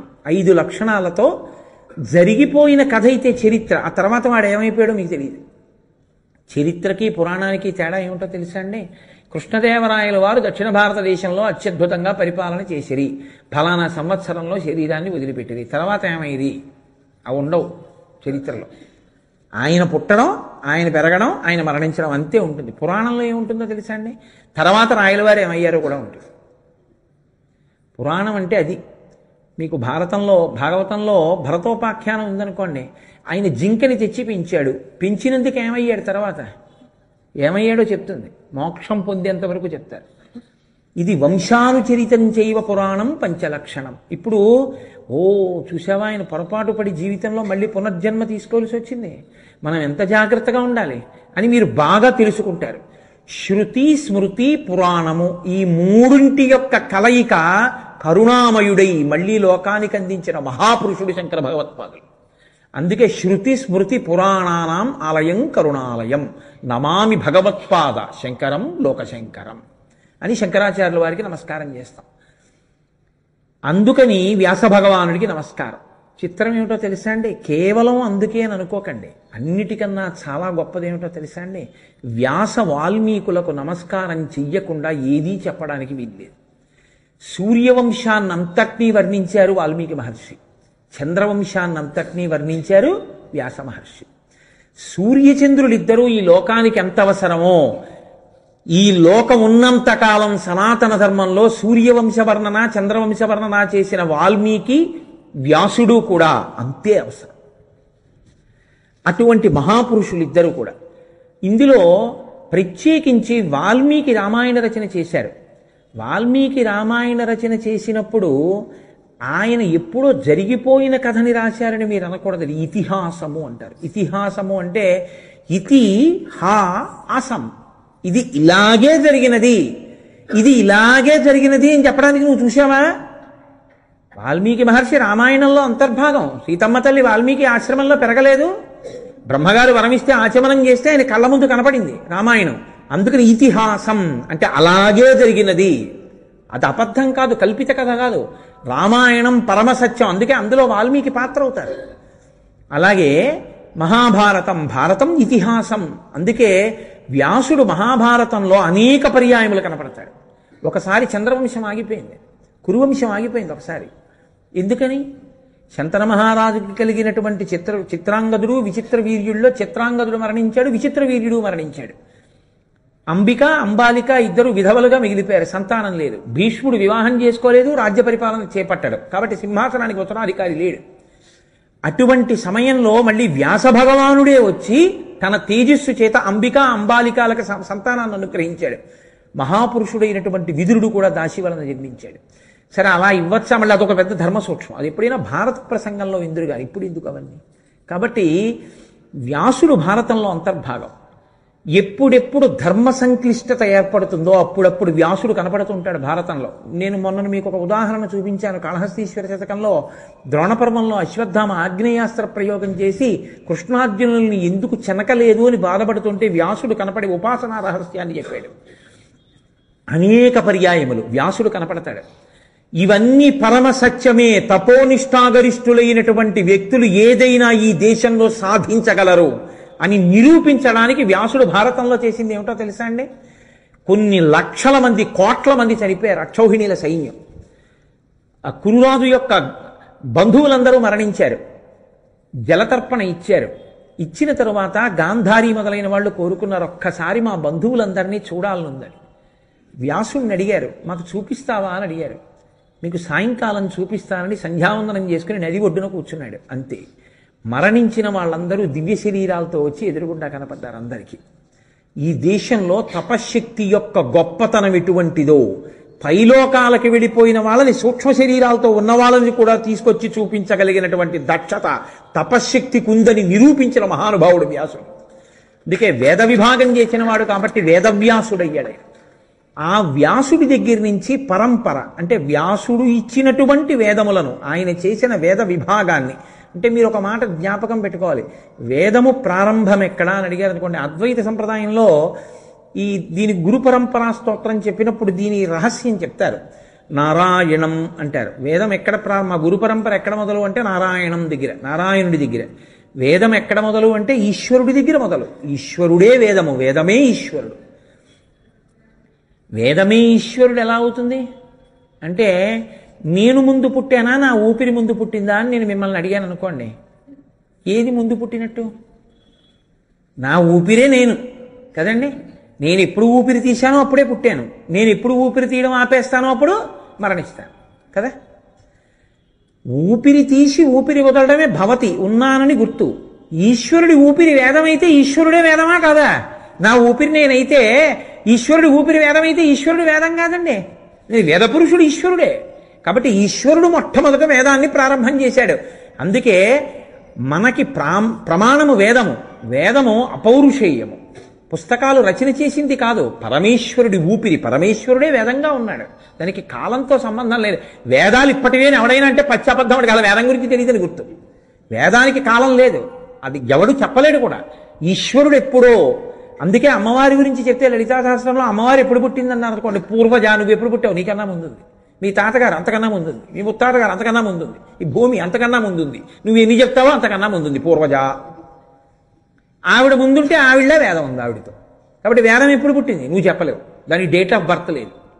కాబట్టి నారాయణం ఆయన ఎవరికి చెప్పారు? ఆయన బ్రహ్మగారికి చెప్పారు. ఆయన నాభికమలంలోంచి పుట్టినటువంటి పద్మంలో ఆవిర్భవించిన చతుర్ముఖ బ్రహ్మగారికి చెప్తే ఆయన 4 ముఖాలతో వేదం చెప్తే ఆయన సృష్టి చేశాడు. ఇప్పుడు ఆయన ఏం చేశాడు? తన కొడుకు వశిష్ఠుడికి చెప్పాడు. అంటే దేవతామూర్తులలో నారాయణుడు బ్రహ్మగారి దగ్గరికి వచ్చేటప్పటికి దేవతా స్వరూపాల్లో వేదం చెప్పడం అయింది. ఇప్పుడు ఋషి జాతిలోకి వెళ్ళి, ఋషి మనిషి కాడు. నేను మొన్ననే దీని గురించి ఎక్కడో మాట్లాడాను. మనిషిగా ఋషిని చెప్పడం కుదరదు, ఎందుకంటే ఋషి కారణజన్ముడు. మీకు ఇప్పుడేగా చెప్పాను, శుకబ్రహ్మ అరణిలోంచి పుట్టాడు, మనుష్యుడని ఎలా అంటారు? కానీ మనుష్యుడిగా ప్రవర్తించాడంతే. అందుకే ఋషికి తర్పణం ఉంది. మంత్రాధిష్టాన దేవత మంత్రానికి బీజాక్షరానికి గురువుగా ఋషి ఉంటాడు. ఋషి పేరు చెప్పి అంగన్యాసకరన్యాసం చేస్తాం. మనుష్యులందరూ అలా ఉండే అవకాశం లేదు. కాబట్టి ఇప్పుడు నారాయణుడు బ్రహ్మ, తర్వాత ఋషి ఎవరు? వశిష్ఠం. వశిష్ఠుడి తర్వాత శక్తి. శక్తి అంటే వశిష్ఠుడి కొడుకు శక్తి. శక్తి తర్వాత పరాశరుడు. పరాశరుడి తర్వాత వ్యాసుడు. వ్యాసుడి తర్వాత శుకుడు. ఇక్కడ వరకు వరుసగా ఒకరి కడుపున ఒకరు పుట్టిన వాళ్ళ దగ్గరికి వెళ్ళింది. ఈ తర్వాత దగ్గరికి వచ్చేటప్పటికీ శుకబ్రహ్మని దాటిన తర్వాత ఇక కడుపున పుట్టిన బిడ్డలతో వెళ్ళలేదు. అద్వైత సంప్రదాయంలో వెళ్ళేటటువంటి గురు పరంపరా స్తోత్రం. శుకుడి తర్వాత గౌడపాదాచార్యుల వారు. గౌడపాదాచార్యుల వారి తర్వాత గోవింద భగవత్పాదాచార్యుల వారు. గోవింద భగవత్పాదాచార్యుల వారి తర్వాత శంకర భగవత్పాదాచార్యుల వారు. శంకర భగవత్పాదుల తర్వాత పద్మపాదాచార్యుల వారు, హస్తామలకాచార్యుల వారు, తోటకాచార్యుల వారు, ఇలా సురేశ్వరాచార్యుల వారు. మళ్ళీ ఈ నాలుగు పీఠాలకు అధిపతులు. అక్కడి నుంచి ఆ పీఠ పరంపర ఇప్పటి వరకు. ఇప్పుడు ఏ పీఠాధిపతి ఉన్నారో అప్పటి వరకు. కంచి ఉందనుకోండి, ఏదో జయేంద్ర సరస్వతి, శంకర విజయేంద్ర సరస్వతి. శృంగేరి ఉందనుకోండి, భారతీ తీర్థస్వామి. అక్కడ వరకు ఆ పరంపర అలా ప్రవాహం కింద వెళ్ళిపోతుంటుంది. వేదము కూడా అలా ప్రవహించి వచ్చింది. అక్కడి నుంచి శాఖోపశాఖలైంది. అక్కడి నుంచి శిష్యులకు చెప్పబడింది. ఆ వేదము ప్రమాణంగా మనం బతుకుతున్నాం. దీనికి అంతటికీ విభాగం చేసే కాలాన్ని బట్టి కలియుగంలో వీళ్ళకి ఇంతంత చప్పున వీళ్ళు ఈ గోత్రాల్లో పుట్టిన వాళ్ళకి వేదం ఇద్దామని ఇచ్చినటువంటి మహాపురుషుడు వ్యాస భగవానుడు. శుకుణ్ణిచ్చి భాగవతం చెప్పించిన వాడు వ్యాస భగవానుడు. పరాశర మహర్షికి కొడుకుగా పుట్టినవాడు వ్యాస భగవానుడు. మహాభారత రచన చేసి ధర్మార్థకామ మోక్షములను స్థిరీకరించి మనకి పురుషార్థ సమన్వయం నేర్పినవాడు వ్యాస భగవానుడు. ఇన్ని ఉపకారములు చేసినటువంటి మహాపురుషుడు వ్యాస భగవానుడు. కాబట్టి ఆయనకి ప్రత్యేక నమస్కారం చేయడానికి వచ్చిన తిథి వ్యాస పూర్ణిమ. ఇప్పుడు ఆ వ్యాసుడు ఎవరి యందు ఉన్నాడు? ఆ వ్యాసుడే గురువుగారిలో ఉన్నాడు. కాబట్టి అందుకే గురువుగారు కూర్చున్న పీఠానికి గురుపీఠం అంటారు, వ్యాసపీఠం అంటారు. ఆయనని వ్యాసుడు ఆవహిస్తాడు. వ్యాసుడు ఆవహించి శృతి స్మృతి పురాణముల యందు ఉన్న మమేకమైనటువంటి విషయాలు మనకి అర్థమయ్యేటట్టుగా ఆయనలో ఉండి చెప్పిస్తూ ఉంటాడు. ఆనాడు వ్యాసుడు అర్థమయ్యేటట్టు చెప్పినట్టు ఇప్పుడు గురువు గారు చెప్తూ ఉంటారు. అందుకని వ్యాసుడి పేరు చెప్పి గురువు గారికి నమస్కారం, వ్యాసుడి పేరు చెప్పి గురువు గారికి సత్కారం. ఇవాళ అందరూ గురువు గారికి నమస్కారం చేస్తారు. ఎందుకు? గురువుల్లో వ్యాసుణ్ణి చూసి. ఆ నమస్కారాలన్నీ ఎవరికి? సర్వదేవ నమస్కారం కేశవం ప్రతిగచ్చతి అన్నట్టు ఈ నమస్కారాలన్నీ ఆయన వ్యాసుడికి పంపిస్తాడు. వ్యాసపర బ్రహ్మార్పణమస్తు, ఇవన్నీ వ్యాస భగవానుడికి చెందుగాక. గురువుకి పెట్టిన నమస్కారాలన్నీ ఇవాళ వ్యాసుడికే చెందుతాయి. అంత సర్వోత్కృష్టమైన స్థితిలో ఆషాఢ శుద్ధ పూర్ణిమ నాడు మనం వ్యాస పూర్ణిమ చేస్తాం. అయితే నేను ఎలాగో అన్నాను కాబట్టి మీతో ఒక విషయాన్ని పంచుకునే ప్రయత్నం చేస్తాను. గురువు ఆచార్యుడు అని ఇద్దరు ఉంటారు. మీరు చూడండి, ఆచార్య, భీష్మాచార్య, కృపాచార్య, ద్రోణాచార్య అని ఉంటుంది. శంకర భగవత్పాదాచార్య, చంద్రశేఖర పరమాచార్య, ఆచార్య శబ్దం వేస్తుంటాం. గురు శబ్దం కొంతమందికి వేస్తాం. గురువు ఉండి ఆచార్య శబ్దం లేకపోవచ్చు. ఆచార్య శబ్దం ఉంటే గురు శబ్దం ఉంటుంది. ఏమైనా తేడా ఉందా ఈ రెండింటికి? ఆచార్య యూనివర్సిటీస్లో ప్రొఫెసర్స్ కూడా ఆచార్య అని వాడతారు. ఆ ఆచార్యకి ఈ ఆచార్యకి సంబంధం ఏం లేదు. అది ఎందుకు పెట్టారో నాకేం తెలియదు. ఆచార్య ఒక్క దీనికి మాత్రమే సంబంధించింది వైదికంగా. ఆచార్య అంటే ఆచరణ కలిగినవాడు అని. అంటే వేదము ఎలా చెప్పిందో అలా ఆచరణ కలిగినటువంటి వాడైతే ఆయనని ఆచార్య అని సంబోధిస్తారు. అందుకే మీరు చూడండి, జగద్గురు శంకరాచార్యులు వారు అంటాం. ఇప్పుడు ఆయనలో గురువుగారు ఉన్నారు, ఆచార్యుల వారు ఉన్నారు. అంటే గురువుగా ఆయన బ్రహ్మమును తెలుసుకున్నారు, బ్రహ్మమైపోయారు. ఆయన బ్రహ్మమైపోయారని మీరు నేను ఎలా చెయ్యాలో అలా చేయకుండా ఆయన ఏమి ఉండరు. ఆయన ధర్మం ఆయన చేస్తారు. మన ధర్మం ఏమిటో మనకి చెప్పి మనతో చేయిస్తారు. సన్యాసి కాషాయం కట్టుకోవాలి, కాషాయం కట్టుకుంటారు. దండక మండలాలు పట్టుకోవాలి, దండక మండలాలు పట్టుకుంటారు. సన్యాసికి ఇదిగో ఈ నియమం ఉంది, ఆ నియమాలు పాటిస్తారు. లోపల ఆయన పరబ్రహ్మము, బ్రహ్మవిత్ బ్రహ్మైవ భవతి, బ్రహ్మముని తెలుసుకుని బ్రహ్మముగా ఉంటారు. పైకి మనందరికీ నేర్పడం కోసమని ఆచరణ ప్రధానంగా జీవితాన్ని కొనసాగిస్తారు. కాబట్టి గురువు ఆచార్యుడు కూడా ఆయన ఎందుంటారు. ఒక్కొక్కసారి గురువుగా ఉంటాడు కానీ ఆచార్యుడు కాడాయన. షిరిడి సాయిబాబా లాంటి వారు అవి గురువులే, వాళ్ళు ఆచార్యులు కాడు. భగవాన్ రమణులు గురువే, ఆచార్యుడు కాడు. ఎందుకో తెలుసా అండి? ఆచార్య అంటే ఆచరణ ఉంటుంది. సంధ్యావందనం ఉందనుకోండి, సంధ్యావందనం చేస్తారు. త్రికాల సంధ్యావందనం, సంధ్యావందనం. ఏదో ఈశ్వరార్చన, ఈశ్వరార్చన. యజ్ఞోపవీతం, యజ్ఞోపవీతం. దండక మండలాలు పట్టుకోవడం. ఆహార నియమం, అలా ఆహారం సాత్వికమైనటువంటి ఆహారాన్ని తినడం. అగ్నిహోత్రాన్ని నేను ముట్టుకోను, అగ్నిహోత్రాన్ని ముట్టుకోరు సన్యాసులు. అగ్నిని వాళ్ళు ముట్టుకోరు కాబట్టి జీవితంలో వాళ్ళ శరీరం పడిపోయినప్పుడు కూడా అగ్నిలో దాన్ని కాల్చకూడదు, భూమిలో స్థాపించేస్తారు. అందుకని వాళ్ళు కనపడితే నకర్మణాన ప్రజయాధనీన త్యాగేనైకే అమృతత్వమానసు పరీడనాకం నిహితం గుహాయాం విభ్రాజితే తద్య తయో విశంతి అని ఉపనిషత్ మంత్రం చెప్పి నమస్కారం చేస్తాం. కాబట్టి వాళ్ళకి ఆచరణ ఉంది. ఒక్కొక్కరు గురువుగా ఉంటారు, ఆచరణ ఉండదు. షిరిడి సాయిబాబా గారిని మీరు తీసుకున్నారనుకోండి, నన్ను చాలా సహృదయంతో మీరు అర్థం చేసుకోవాల్సి ఉంటుంది. మీరు నన్ను సరిగా అర్థం చేసుకోకపోతే నాకు వచ్చే నష్టం ఉండదు. మీరు అర్థం చేసుకుంటే మీకు సరిగా అర్థం అవుతుంది. షిరిడి సాయిబాబా కేవలం గురువు, ఆచార్యుడు కాడు. ఎందుకో తెలుసా అండి? ఆయన అవసరమైతే పెద్ద గంగాళంలో మాంసం వండుతారు. చంద్రశేఖరేంద్ర సరస్వతి స్వామివారు అలా వండుతారా? ఆయన అలా చేయరు. పరమాచార్య స్వామివారు ఉన్నారనుకోండి, ఎప్పుడు మీ ధర్మం ఏమిటో మీకు బోధ చేస్తుంటారు. షిరిడి సాయిబాబా అలా బోధ చేయరు.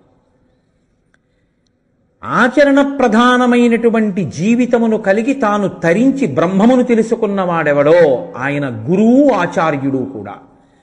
తాను తరించిపోయి, తాను బ్రహ్మమైపోయి, తాను బ్రహ్మముగా ఉండి, తాను ఆచరించవలసిన అవసరం ఇంకా లేక, తాను ఈశ్వరుడిగా తనని తాను తెలుసుకున్నారు కాబట్టి, తాను తరించిపోయాడు కాబట్టి, ఆయన ప్రవర్తన ఇంకా మీకు అర్థమయ్యే అవకాశం లేదు కాబట్టి, ఇక ఆచరణకి కట్టుబడకుండా ఉండిపోయినటువంటి వాడు గురువు. కాబట్టి గురువు ఆచార్యుడు కావాలని నియమం ఏం లేదు. భగవాన్ రమణులు ఉన్నారు, అసలు నోరు విప్పరు, మౌనస్వామి, అసలు నోరు విప్పి మాట్లాడరు.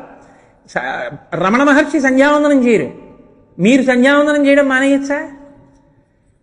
దత్తాత్రేయ స్వామి వారు ఉన్నారు, దిగంబరంగానే తిరిగేవారు. దత్తాత్రేయ స్వామి ఆయన కళ్ళు పాత్ర పట్టుకుని కళ్ళు తాగుతూ ఉండేవారు. నేను యథార్థం చెప్తున్నాను. దత్తాత్రేయ స్వామి వారి చరిత్ర మీరు చదవండి, మీరు చేయండి. అలాగే మీరు చేస్తారా? అందుకే శాస్త్రంలో పెద్ద మాట ఉంది, జ్ఞాని కెనాట్ బి ఇమిటేటెడ్, అజ్ఞాని షుడ్ నాట్ బి ఇమిటేటెడ్. జ్ఞానిని మీరు అనుకరించలేరు, అజ్ఞానిని అనుకరించరాదు. అజ్ఞాని సంధ్యావందనం చేయడం మీరు మానేస్తారా? జ్ఞాని సంధ్యావందనం చేయడం మీరు మానేస్తారా? మీరు జ్ఞాని అయ్యే వరకు మీరు సంధ్యావందనం చేయాలి. గురువు అయిపోయినటువంటి వాడు తాను అలా కూర్చుంటాడంతే, ఎప్పుడు బ్రహ్మమునందు రమిస్తూ ఉంటాడు. ఇప్పుడు ఆ గురువుగారి కాళ్ళు పట్టుకుంటే మాకేం వస్తుందండి? ఆయన మాకేం చెప్పరుగా, మాకేం ఆచరణ నేర్పరుగా, మాకేం వస్తుంది? ఆయన నోటితో చెప్పక్కర్లేదు, ఆయన మీతో మాట్లాడక్కర్లేదు, మీకు ఆచరణ నేర్పక్కర్లేదు. మీరు ఆయనని గురువుగా నమ్మి నమస్కరిస్తే ఆయన అనుగ్రహం చేత మీలో మార్పు వస్తుంది. ఆయన మిమ్మల్ని ఆచరించేటట్టు చేస్తారు, ఆయన చేసి అనుగ్రహిస్తారు. ఆయన నోటితో చెప్పక్కర్లేదు, ఆయన ఆచరించక్కర్లేదు. కాబట్టి గురువు ఆచార్యుడు కానంత మాత్రం చేత తక్కువ వాడని మాత్రం చెప్పకూడదు. మీరు నన్ను సహృదయంతో సరిగా అర్థం చేసుకున్నారో లేదో నాకు తెలియదు, కానీ నేను చెప్పింది స్పష్టంగా పట్టుకునే ప్రయత్నం మాత్రం మీరు చేయవలసి ఉంటుంది. కాబట్టి గురువు ఆచార్యుడిగా కూడా ఉన్నాడనుకోండి, మీకు ఎక్కువ లాభం ఉంటుంది. ఏమిటో తెలుసా అండి ఆ లాభం? ఆయన మిమ్మల్ని కూర్చోబెట్టుకు చెప్తూ ఉంటారు, ఇలా ఉండండి, ఇలా బతకండి, ఇలా చెయ్యండి అంటుంటారు. ఆయన స్వయంగా ఆచరిస్తూ ఉంటారు. మీకు ఆ ఆచరణ చూడడం, చేయడం తేలిగ్గా ఉంటుంది. కేవలం గురువుగా ఉన్నారనుకోండి, చాలా మంచిదే, నేను కాదంటలేదు. రమణ మహర్షికి నమస్కారం చేయొద్దని నేను చెప్తానా? షిరిడి సాయిబాబా గారికి నమస్కారం చేయొద్దని నేను చెప్తానా? దత్తాత్రేయ స్వామికి నమస్కారం చేయొద్దని నేను చెప్తానా? నేను చెప్పను, చెయ్యమని చెప్తాను. నేను గురువు అనుగ్రహం కలిగితే మీ ఆచరణ మారుతుంది, మీ ప్రవర్తన బాగుంటుంది. కానీ ఆచార్యుడైనటువంటి గురువు మీకు ఇంకొంచెం సులభంగా అందుబాటులో ఉంటాడు. మిమ్మల్ని కూర్చోబెట్టి చెప్తాడు ఆయన, నాన్న సంధ్యావందనం చెయ్యాలరా, ఎందుకు చెయ్యాలో తెలుసా, ఇది కారణం, సంధ్యావందనం చేయకపోతే భ్రష్టుడు అవుతావురా, చెయ్యి అంటాడు. ఇప్పుడు ఆయన చెప్పాడు కాబట్టి చేస్తారు. గురువు ఏం చేస్తారు? నోటితో చెప్పడు ఆయన, మీరు ఎలా ఉన్నాయని ఊరుకుంటాడు. కానీ ఆయన్ని నమ్మి మీరు నమస్కారం చేస్తున్నారు అనుకోండి, మీ గురువు, మీకు ఆయన ఎందున్న గురే మీకు గురువుగా మారి మీ స్వధర్మం మీరు చేసేటట్టు చేసి మెల్లిగా మెల్లిగా మెల్లిగా మిమ్మల్ని కూడా జ్ఞానిని చేస్తుంది. ఇది గురువుకి ఆచార్యుడికి ఉండేటటువంటి తేడా. ఆచార్యుని యందు గురువు కూడా ఉంటాడు. అందుకే గుకారస్థంధకారస్తు రుకారస్థం నిరోధకృత్ అంధకార వినాశిత్వాత్ గురురిత్యభిధీయతే. గు అంటే అంధకారం, రు అంటే దాన్ని తీసేయడం. ఎవరు అంధకారాన్ని తీసేస్తాడో ఆయన గురువు అయి ఉంటాడు. అందుకే మీరు చూడండి, ఆ గురువు అన్న మాటకు అసలు అర్థం ఏంటి? గురువు అంటే ఏమిటో తెలుసా అండి? బరువు. నేను యథార్థం చెప్తున్నానండి, మీరు ఇంకోలా అనుకోవద్దు, నేను చెప్తున్నది యథార్థం. గురువు అంటే మహాన్, సంస్కృతంలో మహాన్ అంటే బరువు అయినవాడు, పెద్దవాడు అని. అప్పుడు ఆయన ముందున్నది ఏమిటవుతుంది? లఘువు కదండి. తక్కెట్లో ఇలా పెట్టి పైకెత్తాను అనుకోండి, ఇటు పక్కన కిందగా వాలింది. ఇప్పుడు దీన్ని ఏమంటారు మీరు? బరువు. తేలిపోయింది ఏమిటి? లఘువు. గురువు ముందున్నవన్నీ ఏమిటి? లఘువులు. అంటే ఆయనలో ఉన్నటువంటి మాహాత్యాన్ని, ఆయనకున్నటువంటి వైభవాన్ని, ఆయనకున్న విద్యని తెలుసుకుని ఆయన స్థాయిని పొందడానికి ప్రయత్నం చేసేటటువంటి వాళ్ళు, ఆయన కన్నా అనుభవంలో, ఆయన కన్నా జ్ఞానంలో చిన్నవాళ్ళు ఆయన ముందుండి నేర్చుకుంటూ ఉంటారు ఆయన వెనక నుండి. అంతకన్నా పెద్దవాడై ఆయన వాళ్ళకన్నా అగ్రస్థానంలో ఆయన కూర్చుంటాడు. అందుకని కదా సభలో చెప్పేవాడిని ఎత్తు మీద కూర్చోబెట్టి వినేవాళ్ళు కింద కూర్చుంటారు. అందుకు కారణం. లేకపోతే ఎందుకంటే నాకు ఈ ఎత్తుపీట. గురువు అంటే అది బరువు. అంతేకాని ఈ సభలో ఎవరైనా నాకన్నా బరువు అయిన వాళ్ళు ఉండొచ్చు. అంత మాత్రం చేత నాకు ఆయన గురువు అని చెప్పడానికి వీలుండదు. నాకన్నా చాలా ఎండిపోయిన వ్యక్తి ఎవరో ఈ సభలో కూర్చుని ఉండొచ్చు. నాకు తెలియక ఆయన కింద కూర్చుంటే నేను పైన కూర్చుని ఉండొచ్చు. ఆయన మహావిద్వాంసుడై ఉండొచ్చు. అప్పుడు ఆయన గురువే, ఆయనే గురువు, నేనే లఘువు ఆయన ముందు. దేని చేత బరువు గురువు? బాహ్యమునందు బరువు కాదు, లోపల ఈశ్వరుణ్ణి వహించి బరువు. లోపల ఈశ్వరతత్వాన్ని తెలుసుకుని బరువు. ఈశ్వరుణ్ణి తెలుసుకోవడం ఒక్కటే మనుష్య జన్మకి ప్రయోజనం కనుక ఆ బరువు నీకు లేదు కనుక నువ్వు లఘువు. ఇప్పుడు ఈ బరువు ఆయన మొయ్యలేనిది కాదు, ఆయన పంచిపెట్టే బరువు. ఆయన ఏం చేస్తాడంటే, తన విద్యయంతో తనకి లుబ్ధత్వం ఉందనుకోండి, వాడు గురువు కాడు. నేను ఎందుకు చెప్పాలంటే అన్నాడు అనుకోండి, ఆయన గురువు కాడిహ. చెప్పకుండా ఉండలేక చెప్పేస్తుంటాడు అనుకోండి, ఆయన గురువు. మీరు పట్టుకున్నారో లేదో నేను అన్నమాట. ఆవు గడ్డి తింటుంది. ఎక్కడ తింటుంది? త్రాచుపాములు పడుకుని ఉన్నటువంటి పుట్ట మీద మొలిచినటువంటి లేత గడ్డిని తింటుంది. బొరవడితో ప్రవహిస్తున్నటువంటి నదికి జాగ్రత్తగా నించుని మోర చాపి ఆ నీళ్లని తాగుతుంది. తనని నక్కలు కుక్కలు పీకకుండా జాగ్రత్తగా చూసుకుంటూ రక్షించుకుంటుంది. గబగబా తినేసి సురక్షిత స్థానంలోకి వచ్చి కూర్చుని గబగబా తిన్న పదార్థాన్ని మళ్ళీ నోట్లోకి తెచ్చుకుని మళ్ళీ బాగా నవిలి మళ్ళీ మింగుతూ ఉంటుంది. నెమర వేసిందంటారు. ఇంత కష్టపడితే చెంబుడు పాలు వస్తాయి. ఇంత కష్టపడి తయారు చేశానే ఈ పాలు, నేను ఎందుకు ఇవ్వాలి నీకు అంటుందా దూడని?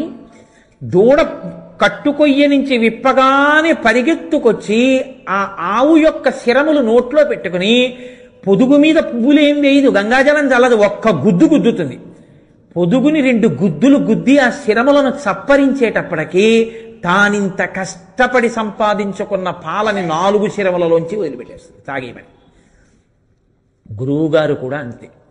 గురువుగారు మాకు ఇది చెప్పరా అండి అని వచ్చి కాళ్ళు పట్టుకునేటప్పటికీ చెప్పకుండా ఉండలేక తాను కష్టపడి నేర్చుకున్నవన్నీ కూడా అవతల వాడికి అర్థమయ్యేట్టు చెప్పాలన్న తాపత్రయంతో 1కి 10 ఉపమానములు చెప్పి కిందకొచ్చి మీకు అర్థమయ్యేటట్టు చెప్పేసిన తర్వాత అమ్మయ్యా నేను చెప్పేశానని కురిసేసిన మబ్బు కృతజ్ఞత కోరకుండా దూదిపింజే వెళ్ళిపోయినట్టు తాను సంతోషంగా వెళ్ళిపోతాడు.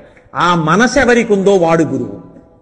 ఆయన గురువు అనిపించుకుంటాడు. కాబట్టి విద్య ఉంటే గురువు కాడు, విద్యయందు లుబ్ధత్వం లేకుండా ఉండాలి, ప్రతిఫలాపేక్ష లేకుండా ఈశ్వరుడి గురించి చెప్పడమే నా జన్మకి ధన్యమని చెప్పడంలో మురిసిపోయి సంతోషపడిపోయి తన శరీరము పడుతున్న ఖేదాన్ని కూడా లెక్క పెట్టకుండా చెప్పడమే ప్రయోజనంగా చెప్పేయాలి, కురియడమే ప్రయోజనంగా మేఘం కురి చేసినట్టు. అలా చెప్పేవాడెవడో ఆయన గురువు.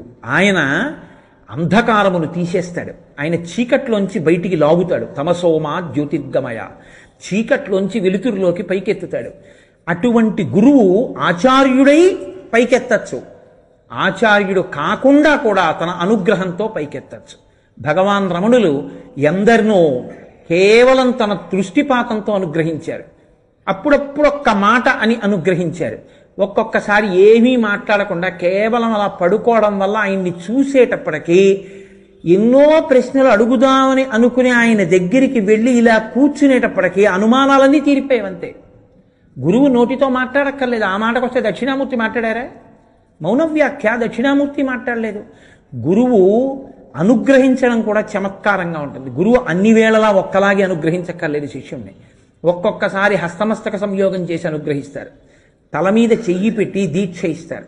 ఒక్కొక్కసారి వేరొక రకంగా కన్నులతో బాగా చూసి నయన దీక్ష అని దీక్షనిస్తారు. ఇలా అనేక రకాలుగా ఉంటాయి గురువిచ్చే దీక్ష. ఒక్కొక్కసారి శిష్యుడు తనకున్నటువంటి విపరీతమైన విశ్వాసంతో గురువుగారు ఇవ్వకపోయినా గురువుగారి దగ్గర దీక్షితుడైపోతాడు, ఆ గురువుగారికి శిష్యుడైపోతాడు. లేవనుకుంటున్నారా మీరు అటువంటి సందర్భాలు? కబీర్ దాస్ గారు ఆయన చరిత్రను ఏం చెప్తారంటే, హిందువుకి పుట్టి మహమ్మదీయుల కుటుంబంలో పెరిగారు అంటారు. ఎక్కడ పుట్టినా మహాత్ములు మహాత్ములే. మహమ్మదీయుల కుటుంబంలో పుట్టినా మనకు వచ్చిన అలరే ఉంది. మహాత్ముడు మహాత్ముడే. ఆయనకి రామానందుల వారి దగ్గర రామనామాన్ని ఉపదేశం పొందాలని కోరిక. రామానందుల వారు సంప్రదాయం ఉన్నవారు. సంప్రదాయం అంటే మీకు చెప్పిన ఆచార్య పురుషులైన కాబట్టి ఆయన సంప్రదాయం చూస్తారు ఉపదేశం చేయాలంటే. మహమ్మదీయుడైనటువంటి కబీర్ దాస్ గారికి రామనామం ఇస్తారా? ఆయన దగ్గర పొందాలని ఈయనకి తాపత్రయం. అంటే ఈయన గురి ఆయన మీద ఉంది, అందుకని గురువుగారు అయ్యారు. మీకు ఎవరి మీద గురి ఏర్పడిందో ఆయనే గురువు అండి. మీ గురికి గురువు అని పేరు. రమణులు చెప్పిన మాట, నేను చెప్పట్లేదు ఈ మాట. కాబట్టి ఇప్పుడు ఆయన ఏం చేశారు? బ్రాహ్మీ ముహూర్తంలో ఇంకా చీకటి ఉండగా బయలుదేరి అలా నడిచి స్నానానికి వెళ్ళేవారు గంగ ఒడ్డున రామానంద మహర్షి. ఈయన అలా వెడుతున్నప్పుడు గురువుగారు తన మీద కాలు పెడితే గురువుగారు ఇచ్చేటటువంటి దివ్యమైన అనుగ్రహం ఆయన పాదం పెట్టడం. అందుకని ఆ గురువుగారు వెడుతుంటే దారిలో పడుకుంటే ఆయన పాదం తనకి తగులుతుంది కదా అని పడుకున్నారు. రామానందుల వారు ఆ రామనామం తలుచుకుంటూ సంతోషంగా వెళ్ళిపోతున్నారు. ఆ చీకట్లో కింద పడుకున్న కబీర్ దాస్ గారు కనపడలేదు. ఆయన కాలు అనుకోకుండా ఆయన మీద పడింది. అంతటి మహాపురుషులు ఏమంటారు? రామరామ, ఇదేమిటి ఇలా తను నేను కాలు తగిలింది, ఎవరు పాపం పడుకున్నారు అంటారు కదా. అంతే, దాన్నే రామనామ దీక్షగా స్వీకరించారు. ఒకడు శివశివ అంటాడు, ఒకడు రామరామ, ఏమిటంటే అలా తన్నేశాను అంటాడు కదా. అలాగే అన్నారు ఆయన కూడా. అంతే, కబీర్ దాస్ గారు రామానందుల వారి దగ్గర రామరామ అన్న మాటని దీక్షగా స్వీకరించి నా గురువుగారు రామానందుల వారిని తరించిపోయారు. అంతే. ఒక్కొక్కసారి గురువుగారు ఇవ్వని దీక్ష శిష్యుడు అలా స్వీకరించి తరించిపోతాడు. అది గురి వలన వస్తుంది, అందువలన శిష్యుడు అవుతాడు. శంకర భగవత్పాదులు ఒకసారి శిష్యుడు అంటే ఏమిటో చూపించాలనుకున్నారు.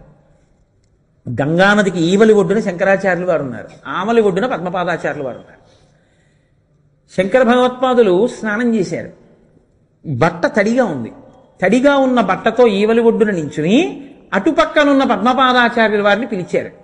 బట్ట పట్టుకురా, కట్టుకోవాలి అన్నారు. పద్మపాదాచార్యుల వారు తలెత్తి చూశారు. అయ్యయ్యో, గురువుగారు తడిసిపోయి ఉన్నారు, బట్ట తడిసిపోయింది, నిలబడి ఉన్నారు. అయ్యో, ఆయనకి ఎంత బాధ కలుగుతోందో తడి బట్టతో నించోవడంలో. నేను అలా తిరిగి వెళ్ళి ఇచ్చేంత వరకు గురువుగారు తడి బట్టలతో నించోడమా? నేను పట్టుకెళ్ళి పొడి బట్టలు ఇచ్చేయాలని ఈత కొట్టినా తడిసిపోతాయి అవి. ఆ బట్టలు పట్టుకుని నేను ఇలా వెళ్ళగలనా వెళ్ళలేనా ఆయన చూడలేదు. మా గురువుగారు ఉన్నారు, మా గురువుగారు నన్ను రక్షిస్తారు, మా గురువుగారికి బట్టలు ఇచ్చేయాలంటే గంగ మీద పరిగెత్తారు. ఆయనకున్న గురిని చూసి గంగా నది ఆయన అడుగులు వేస్తుంటే అడుగుల కింద పద్మములు విప్పింది. విప్పిన పద్మములలో అడుగులు పడి గురువుగారి దగ్గరికి వెళ్ళి బట్టలు ఇచ్చిన వారు కాబట్టి, గురువుగారి మీద అంత గురి ఉన్నవారు కాబట్టి, పాదముల కింద గంగ పద్మములు పట్టింది కాబట్టి ఆయనకి పద్మపాదాచార్యులని పేరు వచ్చింది. అది గురు శిష్య సంబంధం అంటే అంత గొప్పగా ఉంటుంది. శిష్యుడన్నవాడు గురువుని తండ్రి కన్నా తల్లి కన్నా గొప్పగా చూస్తాడు. ఎందుకో తెలుసా అండి? తల్లి తండ్రి జన్మ మాత్రమే ఇస్తారు, గురువు మళ్ళీ జన్మలేని స్థితిని ఇస్తాడు. అందుకే ఇక గురువు గారి రుణం తీర్చుకోవడం అనేటటువంటిది లోకంలో ఉండదు. ఎవరి రుణమైనా తీర్చుకుంటారు, గురువు గారి రుణం తీర్చుకోలేరు. ఎందుకో తెలుసా అండి? గురువు గారికి మీరేమిస్తారు? నేను పంచెలు చాపిస్తానంటారు. వ్యోమవత్వ్యాప్తదేహాయ దక్షిణామూర్తయే నమః. అనంతమైన పరబ్రహ్మాన్ని అనుభవించి పరమాత్మగా తాను నిలబడిపోయినటువంటి గురువుకి తానేమీ కోరుకోని గురువుకి పంచెనీయగలిగిన నేతగాడు ఇంకా ఈ దేశంలో పుట్టలేదు. ఈశ్వరుడికి పంచేవడం నెయ్యగలడు, గురువు గారికి పంచేవడం నెయ్యగలడు. కానీ నన్ను అనుగ్రహించడానికి ఆయన పొచ్చుకున్నారు అని మీరు ప్రణిపాతం చేయవలసి ఉంటుంది అంతే గురువు గారికి. కాబట్టి అందుకే రుక్మిణీ కళ్యాణంలో భాగవతంలో మహానుభావుడు పోతన గారు రచన చేస్తూ ఓ మాట అంటారు. జలదాతేక్షును తోడి తెచ్చితివి నా సందేశమున్ చెప్పి నన్ను నిలువం పెట్టితివి నీ కృపన్ బ్రతికితి నీకన్న పుణ్యాత్మకుల్ కలరే దీనికి నీకున్ ప్రత్యుపకృతి చేయంగ నేనేరా అంజలి ఘటించక భూసురాన్వయమణి సద్బంధు చింతామణి అంది రుక్మిణీదేవి. అగ్నిజ్యోతనుడు కృష్ణ భగవానుడిని తీసుకొస్తే, మహానుభావ పుట్టి చచ్చే స్వరూపం ఉన్న వాళ్ళకి ఈశ్వరుణ్ణి తీసుకురాగలిగినటువంటి వాడివి. జలదాతేక్షను తోడి తెచ్చితివి నా సందేశముని చెప్పి నన్ను నిలువం పెట్టితివి నీ కృపన్ బ్రతికితిన్. గురువుగారు అనుగ్రహంతో బతికాడు, జ్ఞానం వచ్చింది. నీ కృపన్ బ్రతికితిన్ నీకన్న పుణ్యాత్మకుల్ కలరే దీనికి నీకున్ ప్రత్యుపకృతిని చేయంగా నేనేరా. నీకు నేనేం ఉపకారం చేయగలను? చెయ్యలేను, గురువుకు ఉపకారం చేయలేరు. కాబట్టి అంజలి ఘటించద భూసురాన్వయమణి. 5 జ్ఞానేంద్రియములు 5 కర్మేంద్రియములు అహంకార స్థానమైన బుద్ధి 11ంటిని మీ పాదముల దగ్గర న్యాసం చేస్తున్నానండి. అంజలి ఘటించద భూసురాన్వయమణి సద్బంధు చింతామణి అంది. కృష్ణ భగవానుడంతటి వాడు సాందీపని మహర్షి గురించి మాట్లాడితే తివిరి యజ్ఞాన తిమిర ప్రదీపమగుచు అవ్యయంబగు బ్రహ్మంబును అనుభవించి భరిత సత్తుండు సత్కర్మ నిరతుడతుల భూసుర శ్రేష్ఠుడు అలగుండు బుధనుతుండు అంటాడు. మన గురువు అటువంటి వాడు అంటాడు. ఎప్పుడు బ్రహ్మమును అనుభవించి ఆనందిస్తుంటారు మన గురువుగారు. మన గురువుగారు లాంటి గురువు దొరకడం మన అదృష్టం అంటే. గురువుని తలుచుకుంటే శిష్యుడు అలా పొంగిపోవాలని చెప్తుంది శాస్త్రం. అందుకే కడుపున పుట్టిన బిడ్డలకి తండ్రి చచ్చిపోతే గయ వెళ్ళి శ్రాద్ధం పెట్టే అధికారం ఎలా ఉంటుందో, గురువుగారు శరీరం వదిలిపెట్టేస్తే గయ వెళ్ళి గురువుగారికి తద్దినం పెట్టే అధికారం శిష్యులకు అలా ఉంటుంది. అంటే శాస్త్రంలో గురు శిష్యుల మధ్య అనుబంధాన్ని ఎంత గొప్పగా చెప్పారో చూడండి. మా గురువుగారని ఎవరైనా అంటే వారు తన కడుపున పుట్టిన బిడ్డలతో సమానం అంతే. నా కొడుక్కి నేను ఎలా ఇంత ప్రసాదం పెట్టాలనుకుంటానో నా శిష్యుడి విషయంలో కూడా నేనంత ఉదారుడనై ఉండాలి. గురువుగారి సంకల్పములే శిష్యులకు శ్రీరామ రక్ష. ఆయన ఒక్కసారి ఈశ్వరుణ్ణి ప్రార్థన చేశాడా శిష్యుడికి అనుగ్రహం కలుగుతుంది. మహానుభావులు ఈ దేశంలో అలా రక్షించిన వాళ్ళు ఎంతమంది ఉన్నారో. వ్యాసరాయల వారు కృష్ణదేవరాయల వారికి కూహు యోగం వస్తే ఆయన శరీరం పడిపోయేటటువంటి సమయం వచ్చేస్తే మళ్ళీ ఇటువంటి చక్రవర్తి పుట్టడని, నాయన ఎవ్వరికీ చెప్పకుండా నువ్వు సింహాసనం దిగిపో, రాయలు అన్న పేరు నేను తగిలించుకుని నేను కూర్చుంటాను సింహాసనం మీద. చక్రవర్తికి ఆపదొచ్చే సమయం వచ్చింది, నువ్వు ఆ సింహాసనం మీద ఉంటే శరీరం పడిపోతుంది, నేను కూర్చుంటాను, నా తేజస్సు చేత నా తపోబలం చేత నన్ను చెనకలేడు యముడు అని ఆయన వ్యాస తీర్థులు వ్యాస రాయలని పేరు మార్చుకుని సింహాసనం మీద కూర్చున్నారు. రాయల వారు సింహాసనం దిగిపోయి రహస్యంగా అంతఃపురంలో ఉండిపోయారు. ఆ కాలం దాటిపోయింది, కుహుయోగం దాటిపోయిన తర్వాత మళ్ళీ రాయల వారికి పట్టాభిషేకం చేసి వెనక్కి వచ్చేసారు. అప్పటి నుంచే వ్యాస తీర్థుల పేరు వ్యాసరాయలైంది. ప్రభువుల్ని కాపాడారు ఈ దేశంలో. అందుకే ఒక్కొక్క గురువు ఒక్కొక్క పీఠాధిపతి పేరు చెప్తే సర్వతంత్ర స్వతంత్ర అంటారు. సర్వతంత్ర స్వతంత్ర అంటే శిష్యుడు వచ్చి 500 రూపాయలు కావాలి గురువుగారు అన్నాడు అనుకోండి, నన్ను అనుగ్రహించాలి అంటే మీరు ఇస్తారా అని అడగడు గురువుగారు. ఆ స్థాయిలో ఉన్నటువంటి మహాపురుషులు వాళ్ళు పరమేశ్వరుణ్ణి మాత్రమే అడుగుతారు, వెంటనే పరమేశ్వరుడు అనుగ్రహిస్తాడంతే వాళ్ళకి. శంకర భగవత్పాదులు ఒక బ్రాహ్మణి ఇంటి ముందుకు వెళ్ళి నిలబడ్డారు. ఆవిడ కడుపేదరాలు. భవతి భిక్షాందేహి అన్నారు బ్రహ్మచారిగా. ఏమీ లేదు ఇవ్వడానికి, ఎండు ఉసిరికాయ పట్టుకొచ్చి వేసింది ఆవిడ. ఆవిడ దరిద్రాన్ని చూసి చెలించిపోయారు. అది సర్వతంత్ర స్వతంత్ర అంటే. ఎవరినో పిలిచి ఆవిడికి కొంచెం డబ్బు ఇవ్వండి అనలేదు, వెంటనే ఆయన వందే వందారు మందారం ఇందిరానంద కందలం అమందానంద సందోహ బంధురం సింధురాననం అంగం హరేహ పులకభూషణమాశ్రయంతి భృంగంగనేవ ముకుళాభరణంతమాలం అంగీకృతాకిల విభూతిరపాంగలీలా మాంగళ్యదాస్తు మమ మంగళ దేవతాయాః ఒక్క స్తోత్రం చేసేటప్పటికి బంగారు ఉసిరికలు కురిసేసాయి. అలాగే వేదాంత దేశికులని వైష్ణవ సంప్రదాయంలో మహాపురుషుడైన ఆ వేదాంత దేశికుల యొక్క ప్రతిభని, ఆయన కీర్తిని పాడు చేయాలని కొంతమంది ఆయన దగ్గరికి వెళ్ళి పెళ్లి చేసుకోవాలి, డబ్బు కావాలని అడగరాని పంపించారు. ఒకటి పెళ్లి చేసుకోవడానికి డబ్బు కావాలంటే ఇవ్వకుండా ఉండకూడదు. ఆయన దగ్గరికి వెళ్ళి అడిగారు. ఆయన దగ్గర ఏముంది, వేదాంత దేశికుల దగ్గర ఏం లేదు పాపం. ఆయన వెంటనే అమ్మవారిని స్తోత్రం చేశాడు. అమ్మ అనుగ్రహించమ్మా ఇతన్ని అని. వెంటనే కనకధార కురిసింది. వేదాంత దేశికులు కనకధార కురిపించారు. ఈ దేశంలో సర్వతంత్ర స్వతంత్రులైనటువంటి స్థాయికి, పరమేశ్వరుడితో మాట్లాడి అనుగ్రహింపచేయగలిగిన స్థితికి గురువులు ఎదిగారు. ఆయుర్దాయాన్ని కృప చేశారు. నడిచే దేవుడని పేర్గాంచినటువంటి చంద్రశేఖరేంద్ర సరస్వతి స్వామివారు ఒకానొకప్పుడు ఎక్కడో పల్లెటూరులో ఉంటే ఆయన్ని నమ్ముకున్న కుటుంబంలో ఉన్నటువంటి ఒక వ్యక్తి పరిగెత్తుకుంటూ వెళ్ళి, అయ్యా మా నాన్నగారికి షష్ఠి పూర్తి తలపెట్టాం, మా అమ్మగారు కోమాలో ఉన్నారు, బ్రతకరు అని డాక్టర్లు చెప్పేశారు, అయినా మీ మీద నమ్మకంతో వచ్చాను, నన్ను అనుగ్రహించాలన్నారు. పరమాచార్య ఏమీ మాట్లాడలేదు.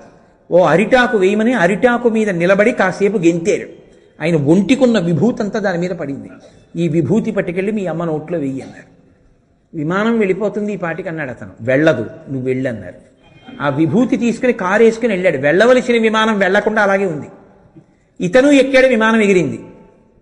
డాక్టర్లు అన్నారు ఆవిడ కేవలం వెంటిలేటర్ మీద ఉంది, ఆవిడ ప్రాక్టికల్లీ షీఈస్ డెడ్, చనిపోయింది ఆవిడ. ఆవిడ నోట్లో విభూతి వేస్తే లేవడం ఏమిటన్నారు. మాకు ఆయన మీద ఉన్న నమ్మకం అటువంటిదని పరమాచార్య స్వామి వారి ఒంటి నుంచి రాలిన విభూతిని తీసి ఆయన తల్లి నోట్లో వేశాడు. అంతే. ఆ తల్లి వెంటనే లేచి ఏమిటో ఇదంతా ఎందుకు ఇక్కడ ఉన్నానండి. యథార్థంగా జరిగిందండి నేను చెప్పిన సంఘటన. సంవత్సరం తర్వాత ఆ పిల్లాడు మళ్ళీ కామకోటి పీఠానికి వెళ్ళాడు పరమాచార్య స్వామి వారి దగ్గర. మా అమ్మగారండి అన్నాడు. నాకు తెలుసు, వెళ్ళిపోయింది ఆవిడ ఫలానా రోజున. ఎలా, ఎవరు చెప్పారన్నారు. నేను కామాక్షిని అడిగింది. ఇంకొక ఏడాదిగా ఆవిడికి ఆయుర్దాయం, షష్ఠి పూర్తి సంవత్సరం పూర్తయ్యే వరకుగా వెళ్ళిపోతుంది. పరమేశ్వరుణ్ణి ప్రార్థించి శిష్యులకి ఆయుర్దాయాలు ఇచ్చినటువంటి గురువులు ఉన్నారు. ఈ దేశ వైభవం అంతా గురువైభవమే. ఆ గురువుల పాదములే ఈ జాతికి శ్రీరామ రక్ష. అందుకే మనం గురు పూర్ణిమని అంత అందంగా, అంత పవిత్రంగా, అంత కృతజ్ఞతతో మనం చేసుకోవాల్సి ఉంటుంది. అందుకే ఇవాళ అందరూ కూడా ఒక మాట చెప్పాలంటారు. అచతుర్వదనో బ్రహ్మ ద్విబాహురపరో హరి అపాలలోచన శంభు భగవాన్ బాదరాయణ. ఆయన 4 ముఖములు లేనటువంటి బ్రహ్మ, ఒక్క ముఖంతో ఉన్న బ్రహ్మ వ్యాస భగవానుడు. 4 బాహువులు లేకుండా 2 బాహువులతో ఉన్న విష్ణువు, 3వ కన్ను లేని పరమేశ్వరుడు మా స్వామి అయిన భగవాన్ బాదరాయణుడు. గురు బ్రహ్మ గురు విష్ణు గురుర్దేవో మహేశ్వర గురు సాక్షాత్ పరబ్రహ్మ తస్మై శ్రీ గురవే నమః వ్యాసుడి యందల అనువర్తిస్తుంది. కాబట్టి అటువంటి వ్యాసుడు వ్యాసం వసిష్ఠనప్తారం శక్తే పౌత్రమకల్మషం పరాశరాత్మజం వందే శుకతాతం తపోనిధిం. ఆయన వైభవం ఏమిటో చెప్పడానికి ఈ శ్లోకం చెప్తుంటారు. ఆయన వ్యాసం వసిష్ఠనప్తారం, వశిష్ఠ మహర్షి యొక్క మునిమనవడు. శక్తే పౌత్రమకల్మషం, శక్తి మహర్షి యొక్క మనవడు. పరాశరాత్మజం, పరాశర మహర్షి యొక్క ఆత్మజుడు. వందే, ఆయనకి నమస్కరిస్తున్నాను. శుకతాతం, శుక మహర్షి యొక్క తండ్రి. సంస్కృతంలో తాతం అంటే తండ్రి.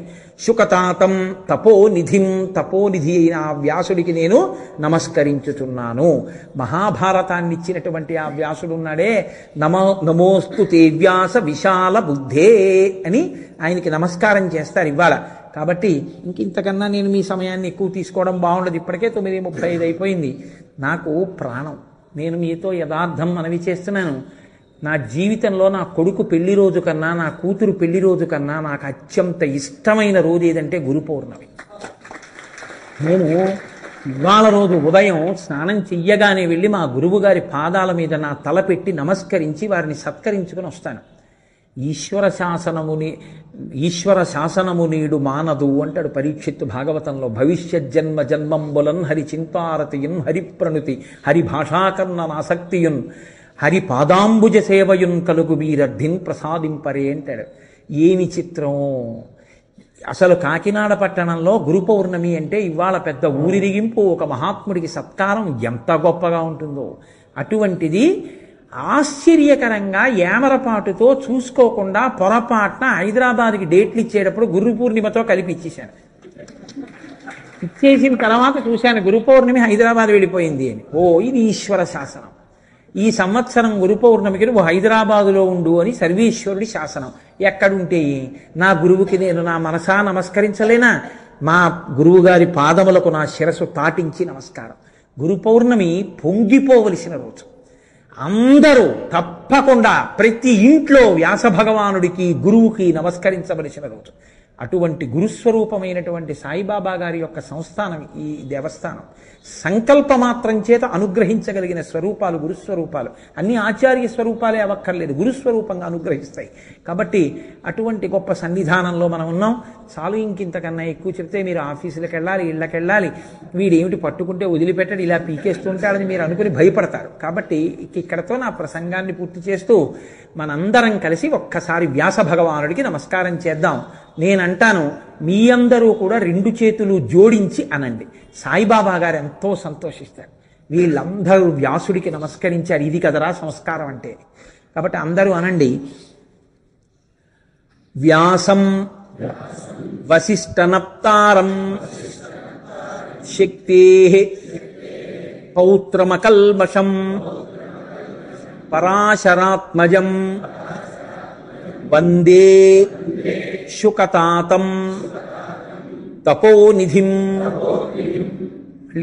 సాయంకాలం 7 గంటలకే కదమ్మా షట్పదీ స్తోత్ర వ్యాఖ్యానంలో కలుసుకుందాం. అందులో ఇవాళ అద్భుతం దివ్యధునీ మకరందే పరిమళ పరిభోగ సచ్చిదానందే శ్రీపతి పదార విందే భవభయఖేదచ్చిదే వందే.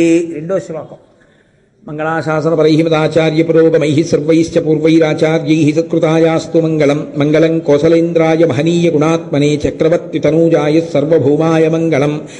ఉమాకాంతాయ కాంతాయ కామితార్థప్రదాయినే శ్రీగిరీశాయ దేవాయ మలినాథాయ మంగళం. కరచరణకృతం వా కర్మవాక్కాయజం వా శ్రవణనైనజం వా మానసం వా పరాధం విహితం వా సర్వమేత్తక్షమస్వ. శివ శివ కరుణాబ్ధే శ్రీ మహాదేవ శంభో. సర్వం శ్రీ ఉమామహేశ్వర బ్రహ్మార్పణమస్తు.